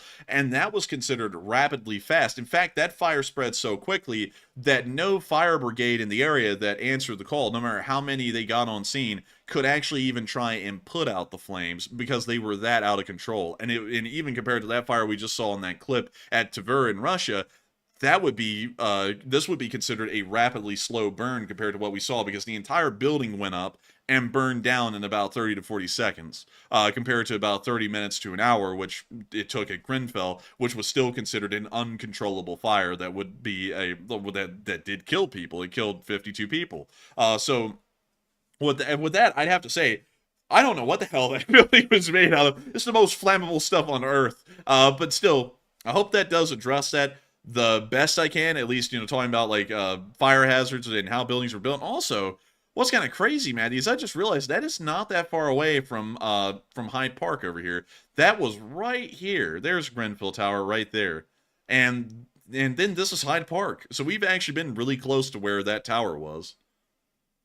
Yeah, that was pretty close. That's crazy to think. Like, it feels like it was so long ago. What was that, 2018 or 2019 when we went to England? It was like ages ago. I don't even hardly remember it. It's like 6 years ago. It was a long time. But Oh, look, there's a... Wait a minute, yeah. Oh, never mind, never mind. I'm not going to go into that massive rabbit hole. But anyways, with that, I hope we did address that well. And thank you so much, Wubba, for the 10 bajillion rubles. So that way we can rebuild the Tofu Dreg building and watch it catch on fire and burn to the ground again. And with that, we are on to the next one.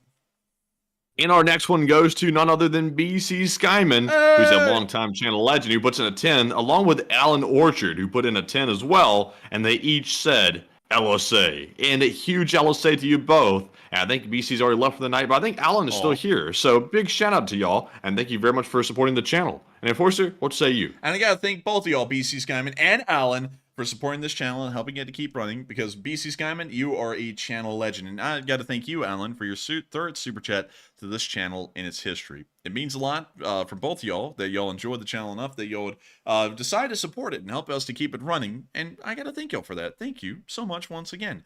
And with that, we are on to the next one. And the next one goes to Robbie Dog, who puts in a 5 and says, Robbie Dog says hello from Oregon. And hello, Robbie Dog from Alabama. And hello to Oregon. An interesting state. A beautiful one from what I've heard. I hear the natural beauty up there is something that is tough to beat. But you know, one thing, Matthew, that I gotta say, we'll get around that bend when we get there. You know what I mean? It's not really exactly a plain view kind of a thing to say that the state of Oregon looks beautiful. You know, it might actually be something that we have to talk to our sisters about. You know, down at Camp Sherman. Because one thing that I know for certain is that the arguments that we get into, Matthew, with the sisters about Oregon when we get around that bend, they would violate the Geneva Convention in the grand view. I'm literally just throwing town names out. Yeah, I'm just literally throwing the town names out in the area, trying to make them all make sense. I hope I was able to work on that a little bit. But beyond that, thank you so much, Robbie Dog, for the support. Hello to Oregon, and it's great to know that we have Lee Spring Army viewers all the way out on the western coast of the United States. And so with that, we are on to the next one. And the next one goes to Uncovered Cube, who throws in a 5 as well, and says, did you know that Captain Crunch was actually a commander in LSA? Yes, Captain Crunch was a commander. He was Bliat. He was Captain Bliat. And Captain Crunch, they ought to call the Ukrainian commanders Captain Crunch, because they'd be crunching on those Russians. But Enforcer, what say you? Man, they ought to be calling Prigozhin Captain Crunch, because when his private plane crashed into the ground up there north of Moscow, I heard a crunch. You know what I mean? But beyond that, I got to thank you so much for the support on Uncovered Cube and helping this channel to keep on running, because folks like you make it possible for us to realize that Captain Crunch was a commander. I think he was one hell of a commander. I mean, I'm telling you what, I've never seen a commander like that guy in my life. Beyond that, thank you so much once again. I hope that does address that well, and long live the Lee Spring Army. And with that, we are on to the next one. All right, and the next one is going to go to Nick, still thinking, LSA, who puts in a 5 and says, hello, Enforcer Brothers, and hello, Nick. He says, Carrie Ann and I hope you're doing well, and take a bathroom and snack break. Thank you. He says, Uncrustables are your friend. LL, the LSA. And thank you so much for the incredible support, Nick Still Thinking LSA. Thank you to you and Carrie Ann for hoping that we're doing well. And we are doing well. We're doing quite well. Things are going great. Life could never be better. We made another smash hit video today. I mean, what more could one ask for in life? I mean, there's nothing really more that I could ask for in life. Is there anything you could ask for in life, Matthew? No, I'm good, actually. I'm good. I mean, I could use an In-N-Out burger, but you can't get everything you want. What you want, dude? That almost didn't even pick up on the mic. I know, it was so high, man. That was tough for my vocal cords as well. I feel like I strained them a bit. Probably ripped it too. King But beyond that, I gotta thank you so much for the support. We are doing great. And also, one thing that has been absolutely insane to us, speaking of if we're doing well or not, one thing that really determines if we're doing well or not is if the channel is doing better than it was last week. And that is way more than true right now for the channel, because today's video that got put out about the Free Russian Army operating in Belgorod and Kursk ended up getting 130,000 views as of right now, which is unbelievable to think that so many people are watching our news and appreciating it. We put in a lot of effort into putting out that news daily, and I gotta say, it's incredible, because that isn't it. Like, what's even crazier about that is that this video is just kind of in there. You know, it's not even a viral video that's really above the rest.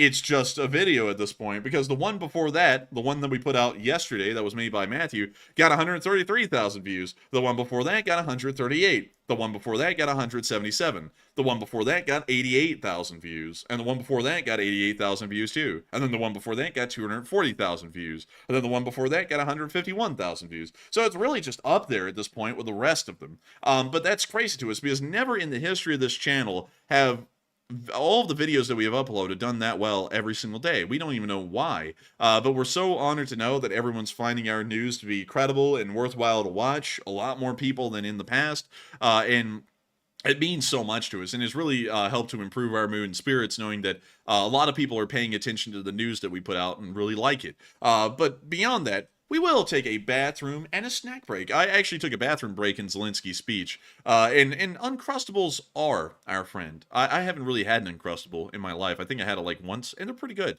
And also, one other thing, Matthew, that I laugh so much at is that some people get pissed off when we say that we take restroom breaks during Zelensky's speech. But I don't think people realize we wouldn't be able to run a stream if we didn't take a restroom break then. We don't talk during Zelensky's speech, and I've already kind of heard it before the stream. So to me, it's just, you know, we're making sure that y'all hear the speech. So I use it as a restroom break and a snack break. It's actually, like, the whole purpose we put Zelensky's speech into the news was that it's intermission for us, so that way we can go and get a snack or go to the restroom and then come sit back down and keep running this thing. Because running a near 3 hour, 4 hour long stream every night, it's incredibly long, and during that time you usually have to, you know, take care of what nature calls on, and, you know, so you have to have an intermission. So that's why we have it. So if people get pissed off that we, you know, take restroom breaks during Zelensky's speech, you better be lucky we do, because it's the only reason Zelensky's speech is on the news every night. But with that, I'm sure if Zelensky was here, he'd understand. He wouldn't be like some employers out there, you know, people that deliver goods to your home or anything like that and say, no pee break, no, get back to work. They wouldn't be like that, I'm sure. Yeah, that's valid. That's valid, on God. That's so valid. But yeah, like, no pissing. No pissing. Piss in the cup. But beyond that, thank you so much once again for supporting Nick Still Thinking LSA. And of course, long live the Lee Spring Army. The Lee Spring Army will never die. And with that, we are on to the next one. And the next one goes to Duncan VR, who throws in that 10, and Duncan is a longtime channel legend. And he also throws in his traditional animal noises. He gets inspired to throw in these sheep noises and these cow noises. I don't know why, to be perfectly honest with you, but he does get inspired to do so. And we shall read it off in its full capacity. He says, Babua, Baba, Moo, shut up, and take my money. Meow, for In-N-Out Burger for Matt. If he does a good horse noise, quack quack, meow. Guzlik Volaigen. I know crazy, baba, meow woof, quack. Oh man, I'm telling you. And Duncan, I gotta tell you what, that one was particularly unhinged. I don't know why, but the way I read that added to the effect. But thank you very much for the support. And Enforcer, what say you? And also, I want that In-N-Out Burger, by the way, Duncan. I want it. I want it. Feed me. That's it. Feed me. But beyond that, thank you so much for the support, Duncan VR, and helping this channel to keep on running. And I gotta say, I appreciate it. I appreciate those super chats. I really don't honestly know how to respond to it, because I'm like, what do I say? What do I do? So every night I'm trying to figure out a way to respond to it. But we always appreciate the jokes, Duncan VR. That's one way I know how to respond to it, is by saying that it wouldn't be a normal night without you throwing in a super chat that has animal noises in it. And so with that, thank you so much once again for support and helping this channel to keep on running. I hope I was able to address that well, and thank you for throwing in that joke. And I want that In-N-Out Burger. I want it, man. But with that, thank you so much once again. We are on to the next one. And the next one is going to go to Juan Pablo, who puts in a 5, along with Carl and Eric Krause, who also put in a 5 as well. But thank you very much to Eric, Carl, and also Juan very much for that support, and we appreciate it very much. And we also have a $5 super chat from CK Bold, who says, take a live chat question. And he orders the number 5 animal style. So we shall grab it. It goes to Catherine F., who says, is there any indication that other Russians are joining the ranks of the Freedom of Russia Legion, if you can say? We don't know. I would love to say that we do know, and I'm not going to say, but we really don't know. The Freedom of Russia Legion or the Free Russian Army doesn't really talk a lot about the recruitment strategies or where these Russians that are in their ranks are even coming from, really. So we don't have a good idea at all about the recruitment numbers. So unfortunately, I have to declare ignorance on that just because that information isn't publicly available. But nevertheless, thank you so much once again for sponsoring that live chat, CK Bold. It wouldn't be a night if you weren't asking for the usual. And I just like smacked my teeth together right there, so that's why it sounded like I gritted my teeth because that hurt. But still, thank you so much once again. You're gonna clap your teeth, Governor. I'm gonna clap my teeth. But beyond that, thank you so much once again for support. I hope that does address that well. And with that, we are on to the next one. And the next one goes to Dark Warrior 137, who puts in the 5 and says, "What is nothingness? But the existence of non-existence that exists because existence is non-existent, and the non-existence that exists because it doesn't exist." Call this man Stephen Hawking, get him a degree. I invented a brilliant formula. It was something that you cannot even compare. I went to see a midget. Bring me a midget. But beyond that, thank you so much for the support. Yikes. But beyond that, thank you so much for the support, Dark Warrior 137, for the support and helping this channel to keep on running. And I gotta say, that's deep. That's really deep. I don't even know how to answer that. But one thing I will say is that nothingness is Russianness. Ooh! But with that, thank you so much once again for support and helping the channel to keep rolling. Hope that does address that well. And with that, we are on to the next one. And the next one goes to Nate75, who puts in a 5. And thank you very much. He says, "I will be observing the 2024 Summer Olympics on NBC." And he says, "Ultimate Frisbee, pistol shooting, and breakdancing. Yes." And is this like a plug for the winter, like for the Summer Olympics? Like it's like the way that read, it was like an advertisement. Be here on 2024 during the summer on NBC. We have ultimate frisbee, pistol shooting, breakdancing. Yes, like Man, where's the Summer Olympics going to even be this year, though? Paris, I think. Oh, Paris. Oh, France. Yeah, France probably deserves it this year. Oh, we also let's see, 2024 Summer Olympics. Come to the place where the war starts, Bliat. Oh man, it really do be. Okay, so now the question is, did they clean up the Seine River in Paris enough that they can actually do the water sports in the Seine? I'm honestly doubting it. I got my doubts. But if they did, it's a miracle. I'm actually going to say that France is the most advanced country on earth if they somehow clean the Seine. Like I will put money on that, y'all. I will really put money on it. If they can do it, and I'm doubting it, I'm going to be blown away. Let's see if they even have on satellite the little swimming pool things that they were building in the Seine. That would Listen. Who cares about the river? I'm gonna be watching Mike Tyson kick some ass at the same time the Summer Olympics is going on. Sign the contract, big boy. Sign the contract. Sign the contract, big boy. Sign the contract, man. Dude, I can't. Dang, I can't find it, man. I can't find the swimming pool things. I don't even think they built them. But wait a minute, did they build the tank? Hold up, let me check around to see if they built the tank. It ought to be visible from, like, space. If they didn't build the tank, I'm going to be pissed. They lied to me. Those bastards lied to me. Will I be dipped? I don't think they built the tank. I think the Seine's going to be, like, completely unusable. Let me check that, actually. Will France use the Seine River in the Olympics? Intends to use the Seine River for opening ceremonies and swimming events. So they are planning on it. And, let's see here. And they're scrambling, apparently, according to the last I'm seeing. So it looks like they're falling really far behind. And, yeah, I don't think they're actually going to be able to use the River Seine. It looks like they're still trying. And just to share with you all a little fun fact, the cleaning up of the River Seine, which is the main river that flows through Paris, has been a big deal to Parisians for quite a while because the river is unswimmable. I'm trying to figure out the way that, we're just going to explain this unfiltered. So there's going to be a couple of curse words because there's no other way for me to explain this without sounding like a clinician.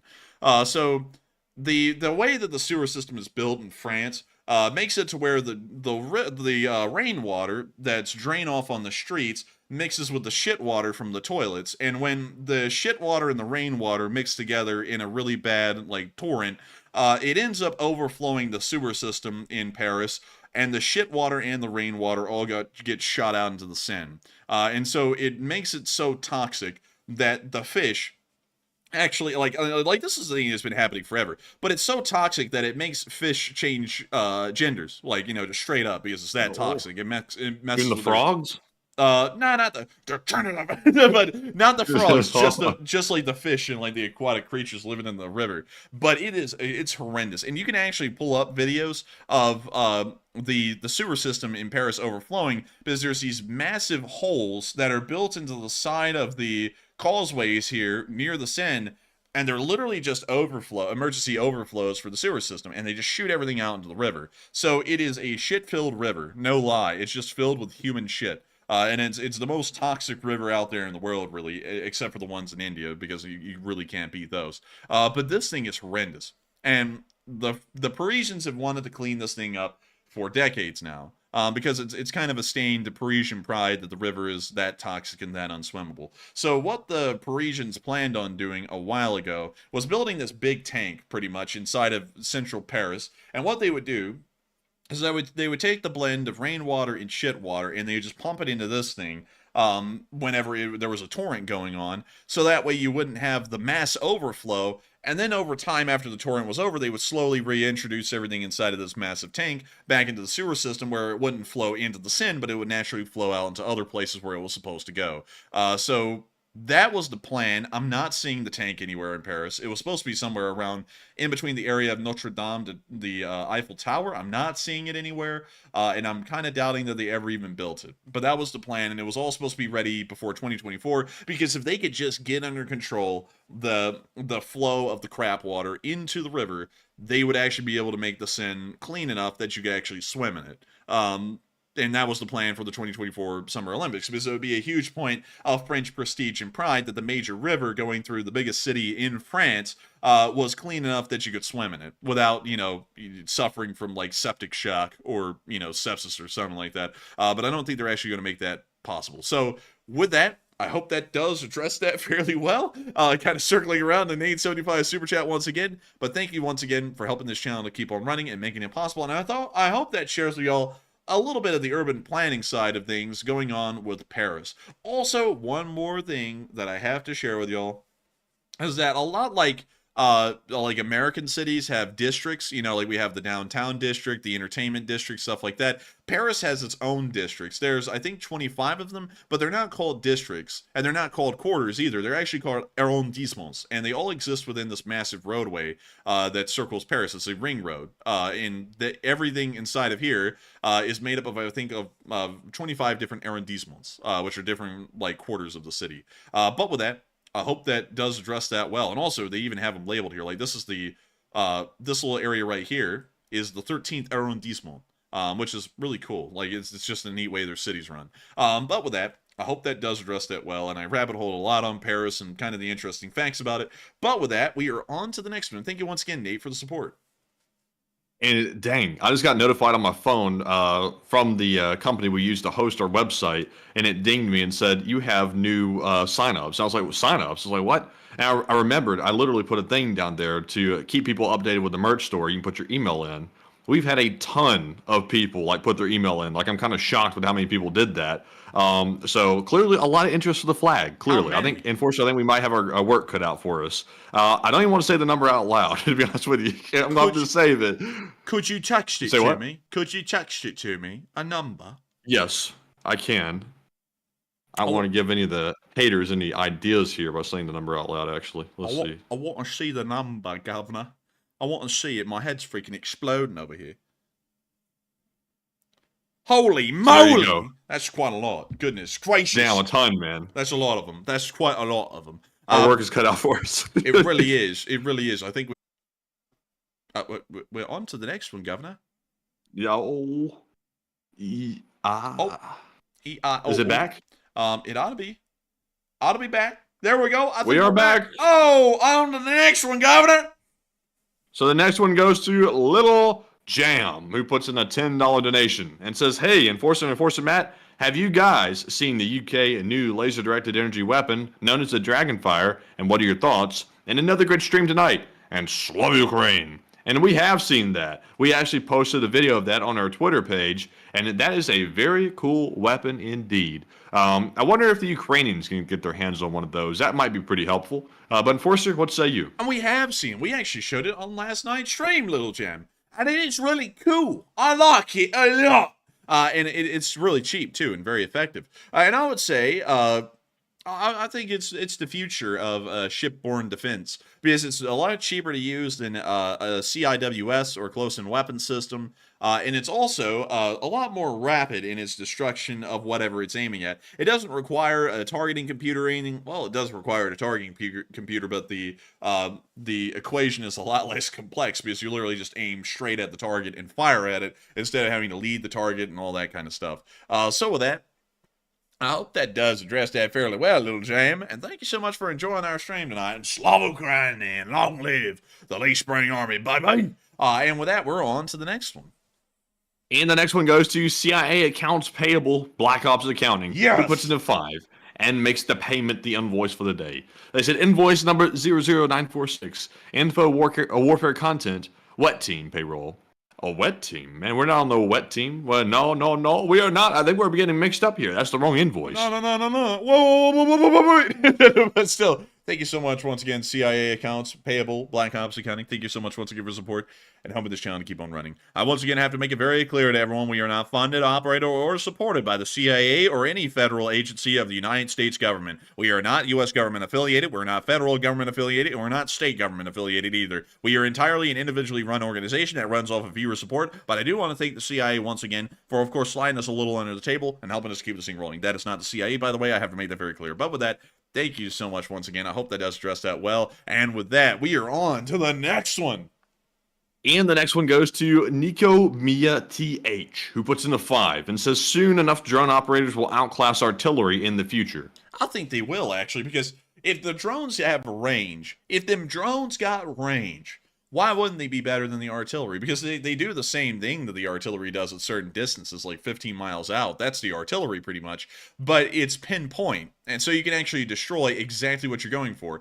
And that's something crazy to think about, Matthew, is that a drone is probably more effective at than an Excalibur round by cost at 15 miles. I believe it. Like, that's why you see the U.S. starting to ramp up our production and development of different drone technologies.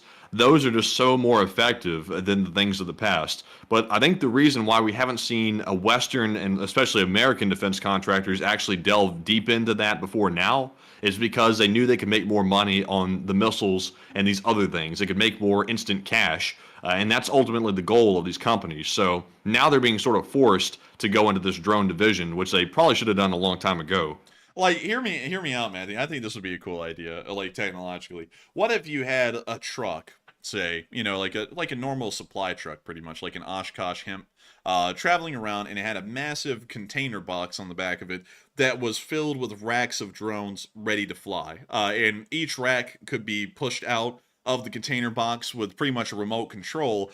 And, you know, there was like 30 drones on each rack that had a range of like 10 miles or 15 miles and had a fairly decent explosive charge on them. And you could have like 5 spotter drones in this group that, you know, in this entire container box, you know, because you have 50 to a rack on the container box. There's like 6 racks on each side of this little container. And so you have like, you know, hundreds of drones on the single Oshkosh that are ready to use. All of them can fly about 50 miles out and hit stuff pinpoint. Then you can have a spotter drone go out there and find the enemy targets, highlight them, and with like an automated, a artificial intelligence, you could make sure that when a certain thing is highlighted, it picks up like the shape or the form of the object, and is able to identify it, and then the drones are remotely activated, and they fly towards that target and then aim into it and hit it. I think Anduril's already working on that. Yeah, I mean, that would be missing, because while the artillery is very accurate nowadays, it still has a decent chance to miss, or at least hit a little bit farther away. With that kind of precision, it's almost like the Ginsu bomb of the artillery world at that point, and I think that would be really cool to see. And I see some people scared because I said AI. I'm not saying AI would, like, operate the system. I'm just saying that AI would help to identify the target that was highlighted by the person who's operating the system, and then the drone, the actual bomb drones, would automatically take off and fly without any human input directly to that target and then hit it. Whether it be a soldier, a BMP, a tank, an artillery piece, or what have you, even a ship, it will just fly straight towards it and go for it. But with that, I hope that does address that fairly well, at least in my opinion. And thank you so much once again, Nico Mia TH, for the support and helping this channel to keep on running. I hope I was able to address that well. And with that, we are on to the next one. And our next one is going to go to Ed, who puts in a 5. And he says, Irish Ed here once again. And if European countries were Scooby-Doo characters, Poland would be Scrappy-Doo. Let me at him! Let me at him! Like, dude, if any of them were Shaggy, it would be, I don't know which one would be Shaggy. I don't know, maybe Finland? I know we're about to piss someone off. Someone would be like, "Oh, we're failing. Screw you!" And I'd be like, "No, don't do it." But beyond that, like Zoink Scoop, they're going off. Ruh Raggy, get them. But beyond that, thank you so much for the support, Irish Ed, and I'd agree. It would be Scrappy Doo. And so with that, I hope that does address that well, and we are on to the next one. And the next one goes to None of Your Beeswax, who puts in a 5 and says, LSA unit patch needs a marmot. That would be really cool if we could get a marmot. That would be really neat. We need to make a patch, Matthew. A patch. A patch. With the eagle, and with the marmot, and with all that cool stuff. You know what I mean? That'd be really cool. But with that, I hope that does address that well. And thank you once again for the support. And with that, we are on to the next one. And our next one is going to go to Epic Trains Canada, who puts in a 5. It says, I hate to keep bringing up the subject, but day 30, the one with Moscow Mike, isn't up anymore. Any chance you could repost it? Igor and Slava Ukraine. I wish we could, but sadly we can't, because YouTube took that one down on their own and restricted anyone from viewing it. So if we re-uploaded it, we run the chance of getting a strike on the channel, so we can't do that. And, you know, so there really is no way that we can put the thing back up. It is gone to the pages of history. It's gone for good, pretty much. I hate to say that, but it's the reality. We can't put it back up without getting in trouble by YouTube. And also, on top of that, there was something in it. I forgot what it was that YouTube restricted the whole thing for, but it was something that they said was age restricted. It was like a, you know, not YouTube friendly content, so they just restricted the thing from viewing. So I couldn't put it back up. Probably Moscow Mike's statements, probably. Probably they're like heinous, but still, with that, I hope that does address that well. Why we can't do that and why that one isn't around anymore. Because also, that was the exact same night as the Great Schism, which was when our first Discord ever and its moderators went rogue and tried to destroy the channel for no reason. But that was the first schism. We ended up taking care of that schism, and then about a year on from that point, there was another schism. And then after that, we got rid of all of our Discords completely. So if anyone was about to ask, wait a minute, you have a Discord? We don't. We don't have a Discord. And I don't think we ever will again, because they're always just trouble. And I think other people are starting to find that out. What do you know? Oh, no. Oh, man. Oh, no. Unfortunate. They say his community's great, but he's having problems in his Discord. Must not be that great. That didn't age well. That aged like milk. That statement aged like milk. M-I-L-K. All it took was one little piece of statement of news to be injected into the ecosystem, and all of a sudden the ecosystem went downhill. What a shame. Yeah, I mean, what a shame. I feel so bad. I mean, I don't even know how to respond. I felt terrible. I felt like I was going to cry, Matthew, when I saw that. I mean, I was actually like shaking and crying. If there was a camera on me, it would have been sad to see. I mean, really. Like, man, I shed so many tears. I got dehydrated earlier. I had to drink some water. Man, it was tears of laughter. But beyond that, thank you so much once again for the support. I hope that does address that well. And thank you once again, Epic Trains Canada, for being an amazing Lee Spring Army soldier and an amazing viewer. And so with that, thank you so much once again. I hope that does address that well. And with that, we are on to the next one.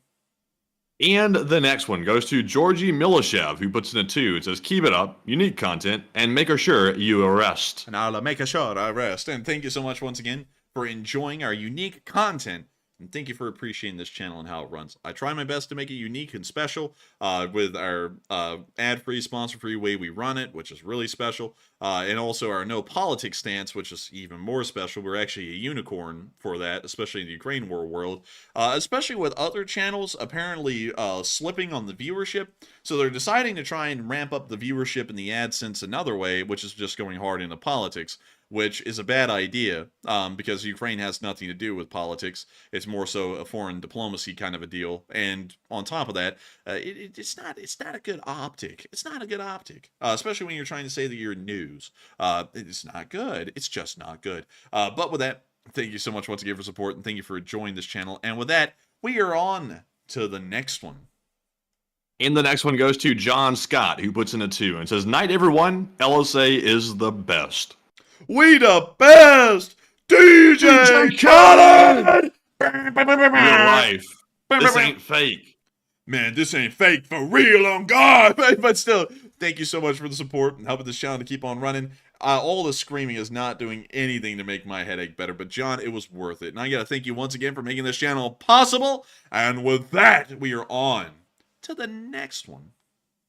And the next one goes to EEDD. EE, who puts in a 2 and says, "A tip for your next cup of coffee." And hey, thank you for the support.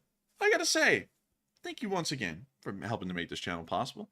And of course, it is greatly appreciated. And so with that, thank you so much once again. I hope that does address that quite well indeed. And with that, well, on to the next one. All right, and the next one goes to Halligan218, who puts in a $2 donation and says, "Can you put the YouTube banned content on Patreon?" And Enforcer, do you even have access to the original video file anymore? I do, but the thing is, Matthew can tell you this. I tried to do this before. I said, hey, I'm going to go download this stream, and then I'm going to go and edit something in it, you know, remove something so that way it can be put back up on YouTube because it had copyrighted material in it. And then, you know, we'll be good. We'll be able to run that thing fine. So I tried to download it, and I found out that apparently these streams, if I like legitimately try and download them, are like 100 gigabytes each. It's like a damn video game each night. It's an insane file, and I never was able to download even one, and my computer at the moment doesn't even have space to hold a single stream on it. So the chances of actually being able to translate that over into Patreon and put it up there would be next to impossible. We can do that, however, with videos. Like video form stuff, we can do that with because they're not that big.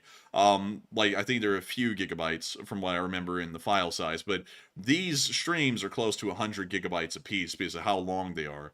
So sadly, we wouldn't really be able to put those on Patreon. But one thing that we are thinking of putting on Patreon, and I was telling Matthew a little bit about this today, a plan I had, is to start posting more in-depth and maybe slightly more sensitive battle analysis on Patreon, because I want to do it. Because while we really care about operational security on the channel, I really would like to be able to talk about a lot of intricate details about battles and stuff that we can't really do on stream. And I'm assuming that putting them on putting them on Patreon will probably be a lot better because there's not that many people on Patreon. I think there's about 130 people on Patreon right now, something like that. And what, 330 or something? Yeah, something like that. And so there's a lot less people there. So, and on top of that, we know everyone who's on Patreon. Y'all are all channel viewers.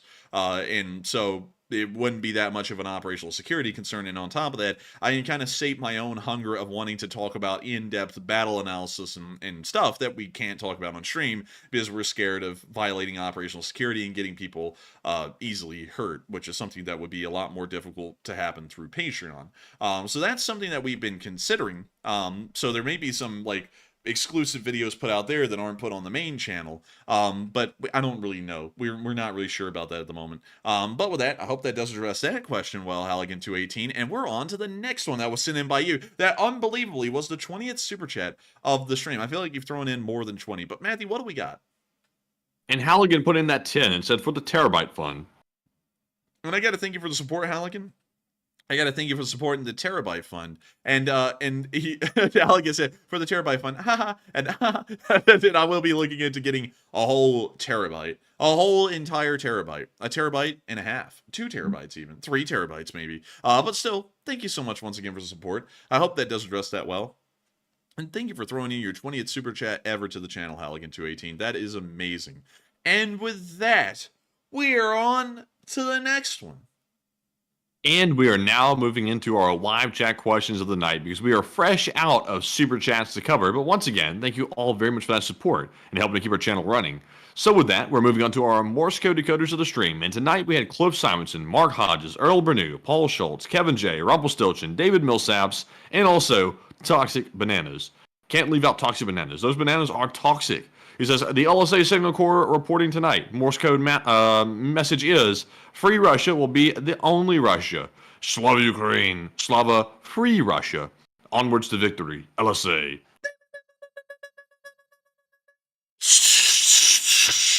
That is the sound of money. And y'all got that dead on the nail. Y'all hit the jackpot. That was the Morse code message. And Russia will be free. The only Russia that will exist will be Free Russia. Slava Free Russia. And you better get used to saying that because that's about to become a fairly recurring statement around here. The Free Russia side of things, they ain't going to be Russia no more. It's going to be a new Free Russia.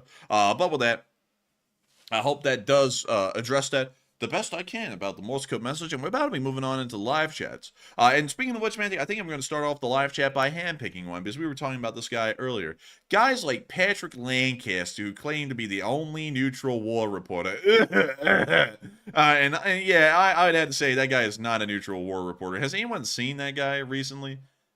I did. I saw him earlier. I watched a video of him. I was like, I honestly didn't know much about the guy. I watched the first video. I was like, this guy's hanging out with the Russians. So I'm like, well, let me see this real quick. So I watched it, and I saw him on the front lines. And then, you know, obviously the front lines is no place like to mess around and stuff like that. And also it is kind of intimidating. But the way the guy was reacting to the Russians, like firing from the trenches, every time he'd fire, he'd go, "Oh God!" He'd start like holding his head and like bending down and like freaking out. It's like the Ukrainians weren't even returning fire yet, and he was already freaking out about the Russians just simply shooting their machine gun into the distance. It's like, good Lord, man! It's like, chill out. That dude overreacts to like pretty much everything. He's like, he's out there in the battlefield, but it's like he's scared to be there at the same time, which I kind of understand it, but he's kind of like overreacting a bit. Dude, I heard that him and a police officer who got scared by an acorn are both like one and the same person. That was him off on break, pretty much. But beyond that, I would have to say it's a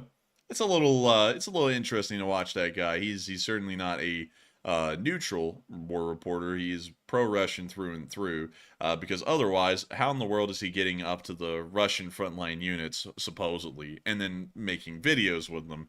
You're not neutral if you're doing that, or you're not neutral if you have the ability to do that with the Russians. You have to be a Russian shill to be able to get access like that. And so that's one thing I have to say about that live chat. We're starting off with a nice bang, a nice solid bang, and with that, we are on to the next one. All right, and the next one is actually a super chat. It goes to Eric Kress once again. He puts in a 2. And I see he has the LSA flag as his profile picture. That's pretty cool. And it says, do we, the US of A, have F-35 in Poland? And yes, I think we do. At least I remember correctly that, well, correctly or incorrectly that we do. And so I would have to say, yes, we do, from what I know. And so with that, thank you for the support, Eric Kress. I hope that does address that well. And I like profile picture. That is bomb. I like to see that. That is really good. It's the LSA Eagle. How cool. I love it. I love it. And I love to see that that's becoming a little bit more common in the chat. Hopefully we can get one out to y'all soon. That'll just be a digital copy that y'all can go and put in your profile pictures or up on your Twitter banners or anywhere for that matter. Show people that you're a part of the LSA. But with that, I hope that does address that well. And we are on to the next one. And the next one goes to Bob Anon, who puts in an 8 Australian. And thank you very much, Bob, for that support as well. He says, don't trust your streams to YouTube. Buy a bunch of hard disk drives and download them as offline backups. Large SATA drives are cheap these days. And Bob, I'd have to tell you, we have getting close to about 1,000 videos on the channel. And the amount of raw data that actually is almost hard to fathom. We would need at least probably 50 to 60 terabytes, if not a lot more than that, to store all the content we've uploaded to YouTube. Like, I just thought about that yesterday. I don't know how much YouTube is paying for all that space to host all of our videos, but that is a ton of data space. Even for the Google servers, that's a decent little chunk of their servers being used up there just for our videos. So, you know, it'd be a lot of hard drives. But Enforcer, what say you? And I have to thank you for the support, Bobanon, and the interesting idea. But Matthew was right. The amount of videos that we have on this channel are like 50 to 60 terabytes worth at least. And it would be really hard to be able to buy enough storage to put all of those onto something. Because from what I know, storage is still, it's cheaper now, but it's still really expensive. And so it would be really hard to pull that off large scale. We kind of have to trust YouTube with them because we really have no other way to store them otherwise. But with that, I hope that does address that quite well. And with that, thank you once again for the support and giving us an interesting idea. And we are on, I think, back into the live chats. Yes, and this one is going to go to AF Kaplan, who says, how much confidence is there that these so-called tactical nukes that have been moved into Belarus are legitimate or even functional? We have a reason to believe that they are legitimate and functional, because these tactical nukes are carried to their targets by Iskanders, most likely, and we have seen a bunch of operational Iskanders being fired by the Russians over the course of the war. And so with that, I hope that does address that well, and we are on to the next one. All right, and the next one is going to go to Tom Exman, who says, how close is the Free Russian Army getting to the nuclear arsenal? From what we understand, they are probably about 2 to 3 miles away at this point, based off of the information that we were getting a little bit oilier. But, you know, that's still preliminary information, and due to operational security reasons, I can't say that that's a definite certainty. They may be closer or farther away, but somewhere around 3 miles away or less. And so with that, I hope that does address that well, and we are on to the next one. And the next one goes to O-Tubes, who says, how much area could a tactical nuke that Russia has actually destroy? Can you reread that one again? They said, how much area could a tactical nuke that Russia has actually destroy? It's actually not going to be that big of an area. I think tactical nuclear weapons of the Russian military are about the size. Let me go check how big they are. Russian tactical nukes. And like 15 kilotons? Let's see. Russian nuclear weapons. Let's see if we can get a list. We want a list, please. A list of nuclear weapons, please. I would like one list. I can't find a list. Whoa, what happened? What the hell's going on right here? It's called the Satan. That's a big missile. That's the ICBM. We're looking for like the small ones, like the ones mounted on. Let's see this. I'm curious how much of a yield does the Satan have? Let's see. R36. Let's see. They don't make this very easy to find, do they? No, they do not at all. Like, I wish we could actually get a breakdown of what kind of nuclear weapons there are instead of just the overall number. Where the hell's the yield on the thing? They don't list that on Wikipedia? No, they don't. Oh, wait, here it is. It says, depending on the variant, this is, by the way, the R36, one of the Satan missiles. It looks like it's about 550 to 750 kilotons. So, yeah. I would assume that a tactical nuke would probably be around 50 kilotons, most likely. I think the one that was dropped on Hiroshima was 15. Yeah, I think it would be like 15 to 50 kilotons, most likely. So that would be like the general size, I would say.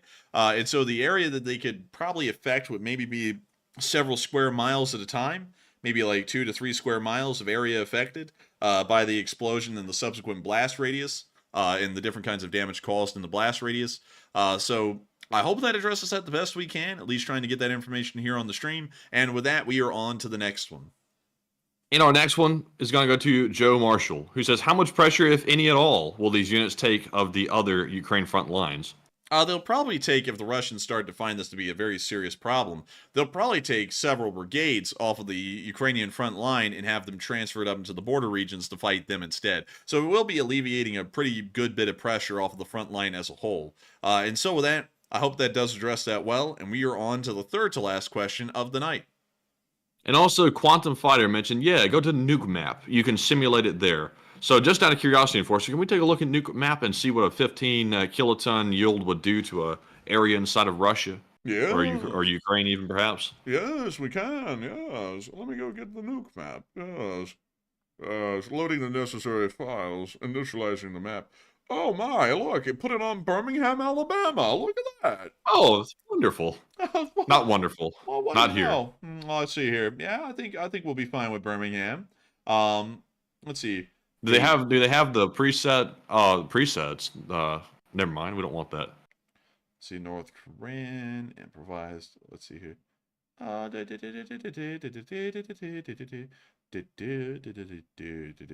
to type in the kiloton yield right there on number 2. Oh, I was looking to see if they had a tactical nuke of the Russians here displayed, and it doesn't look like they do.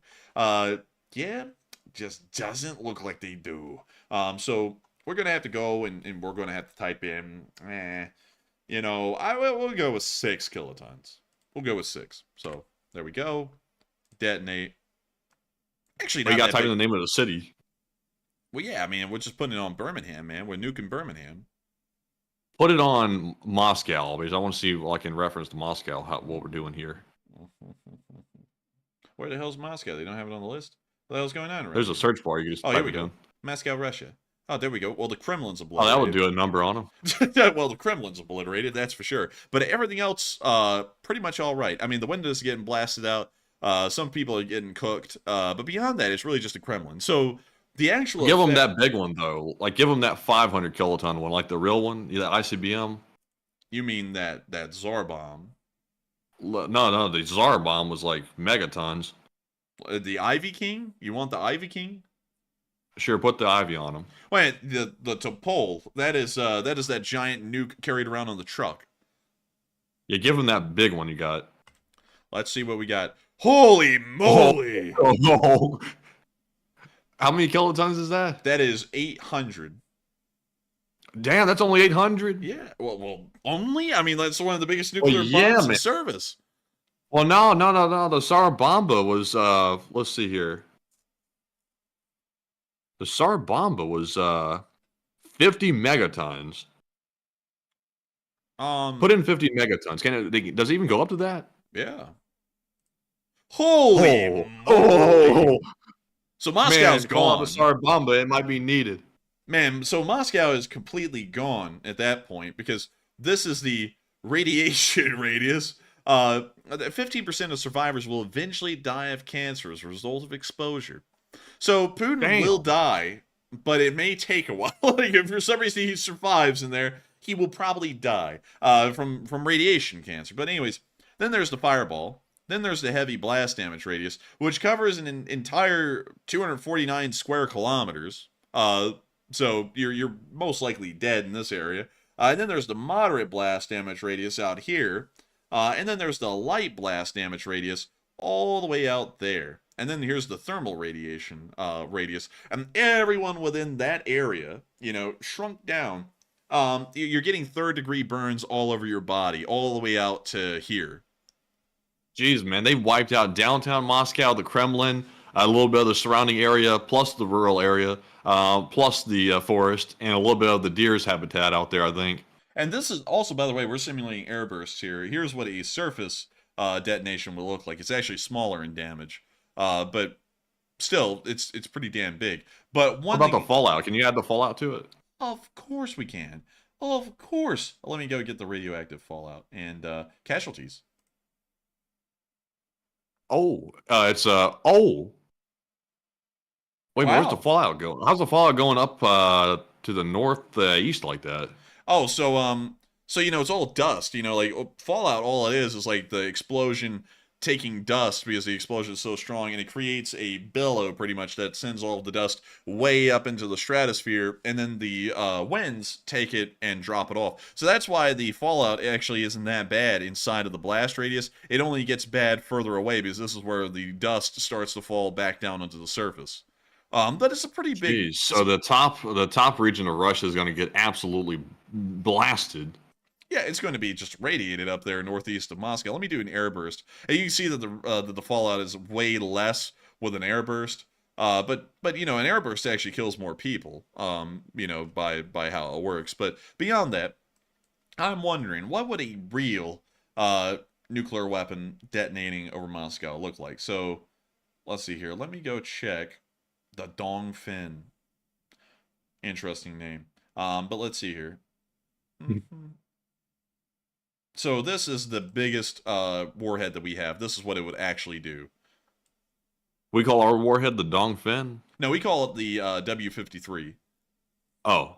That's like WD-40, but it's a bomb. So this one W-53 here, which is the biggest ICBM the U.S. has, would end up killing 4.2 million Russians inside of Moscow and cause an additional 5 million injuries, which is pretty much the entire population of Moscow killed and wounded.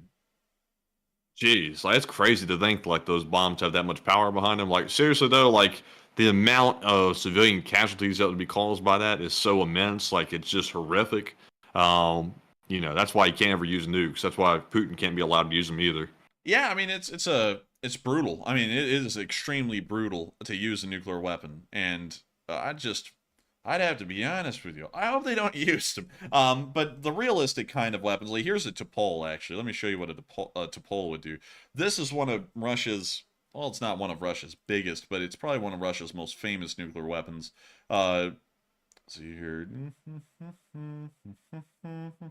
Okay, so yeah. So this is kind of what would normally hit the United States in size. And you can see that it only causes 1 million dead and only 3.3 million injured. So, you know, not that big of a number, you know, compared to the other ones, because, you know, they aren't dropping Tsar bombs. There was only one Tsar bomb to ever exist. And they blew it up like 50 to 60 years ago just to see what would happen.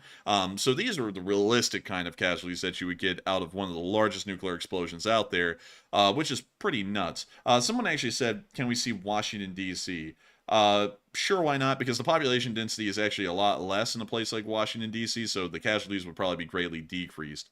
So there we go. We'll go over to Washington, D.C., and you can see that a Topol detonating over Washington, D.C. produces far less casualties, 484,000 dead with 839,000 wounded. We're still talking about as many people dead in a single explosion as all of the Russians that have died over 2 years in Ukraine, well, also killed and wounded in Ukraine total, but that's still a low number when we're talking about nuclear onslaught. Now, if we did that in New York City, the number would actually be far higher. So let's go up here and I'll show y'all. You see, it really matters about population density when you're using a nuclear weapon like this to inflict damage on a civilian location or civilian infrastructure, because the higher the population density, the more damage that will be caused. That's why you generally don't have to be concerned about a nuclear attack in rural areas, because the chances of them nuking a rural area would actually be quite low. The only reason that the Russians would nuke a rural area is if there was a nuclear silo, and you really don't have to worry about those unless you're far off in the North Midwest, because that's where most of our nuclear intercontinental ballistic missile silos are at the moment. But with that, I hope that does address that well. Just kind of talking about, you know, nuclear attacks, just because we do that kind of stuff for fun. You know, because it's just interesting to ask what would happen. And so many people are asking about, oh, what would happen here? What would happen there? You know, we'll go to Tokyo. We'll do Tokyo as the last one because Tokyo is the largest city in the world, I believe. So we'll go here and we'll see what happens if a Topol hit Tokyo. Nobody dies because the Japanese are just that efficient. nobody. Oh, not nobody. Oh man, like they've got the. Oh, there we go. Oh, it's actually not worse than New York City, really. That's still pretty big. Let's see. We want to drop this on actual Tokyo over here. So let's detonate that again. Just detonate it again. Just go for a second one. Oh, actually, it's lower over here, probably because a decent amount of the blast went to the sea. Well, actually, the Bay of Tokyo. The Bay of Tokyo is really interesting in its own right, but that is for a whole other stream. We still have 2 more live chats to get to, and so we are on to the second to last question of the night. And this one goes to LSA Sergeant Figment, who says that do we know what the Western response is going to be to the nukes being moved onto Belarusian border? At the moment, not yet. We haven't seen... Whoa. That sounded like one launching. You went... I was like, oh god! I was like, we're gonna die. But to answer that, we don't know at the moment. We haven't seen an official Western response, and I have no idea how we're going to respond to this. Usually, there's 2 different ways. Either we pressure Ukraine and try and go towards a route of appeasement for the Russians, or we escalate and turn, and then we end up escalating until someone blinks, and then we start to de-escalate beyond that point. So there's 2 different ways we could respond, but I'm not seeing which way we could yet. But with that, I hope that does address that well, and we are on to the final question of the night. And so, who is the lucky last person who threw in the lucky last question of the night? And that viewer is a Nutty Mouse. Excuse me, I'm about to sneeze again. Oh, God. Goodness. I'm trying to hold it in. And then a yawn came on as I was trying to hold it in. Anonymous says, what do you think will provide logistics to the Free Russian Legion? The Ukrainians are probably going to be providing logistics to the Free Russian Army because they're already dropping them with the Ukrainian helicopters. So I'm having a feeling that the Ukrainian army is heavily supporting the Free Russian Army right now. Probably also on the logistics end as well, because the Free Russian Army's logistics are inside of Ukraine. At least their supply depots are inside of Ukraine. So I bet you the Ukrainian army is going to be supplying the Free Russians. So with that, I hope that does address that the best I can. And we have reached the end of tonight's stream. I've got to thank all of y'all so much once again for watching. It has been an absolute pleasure and an honor to be able to run this stream for all of y'all tonight. And I also have to say, welcome to everyone new. These streams are bringing in so many new people each and every day. Tonight, the peak viewership was a whopping 8.2 thousand live viewers, with 53,000 people having watched the stream from when it first began to where we are right now. We are entirely honored to know that all of y'all find this channel to be worthwhile to watch and interesting as far as the way we deliver the news and the kind of research that we put into it. We are always greatly appreciative of each and every one of you, all 52,507 of y'all who've watched the stream, and all 3,500 of y'all who are still here as we're rounding the stream out. We couldn't thank y'all enough because y'all make this stream worthwhile to run. Y'all really encourage us to keep this thing running, and we're always happy to know that so many people find our way of delivery of the news worth watching, because there's so many people out there that do it, but y'all honor us with y'all's presence. And so thank you so much once again to every single one of y'all for watching. Please make sure to like, comment, and subscribe. We run this stream every single day, but Monday at 10 p.m. Eastern Time, like clockwork, and I will see you all tomorrow at 10 p.m. Eastern Time to cover the next 24 hours of the news of the war in Ukraine. Good night, good luck, take care, stay safe, Slava Ukraini, and long live the Lee Spring Army. The Lee Spring Army will never die. And good night, folks. Thank you all for the great stream tonight. And be sure to join me tomorrow evening for our short war summary. And also tomorrow night at 10 p.m. Eastern for our stream. And with that, Slava Ukraine, Herom Slava, and good night. Get some rest.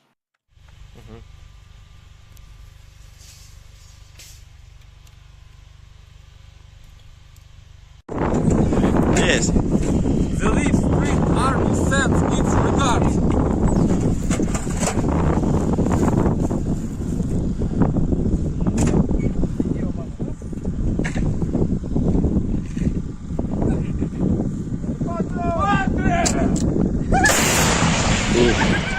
Русский военный корабль. Предлагаю сложить оружие и сдаться. Русский военный корабль, иди нахуй.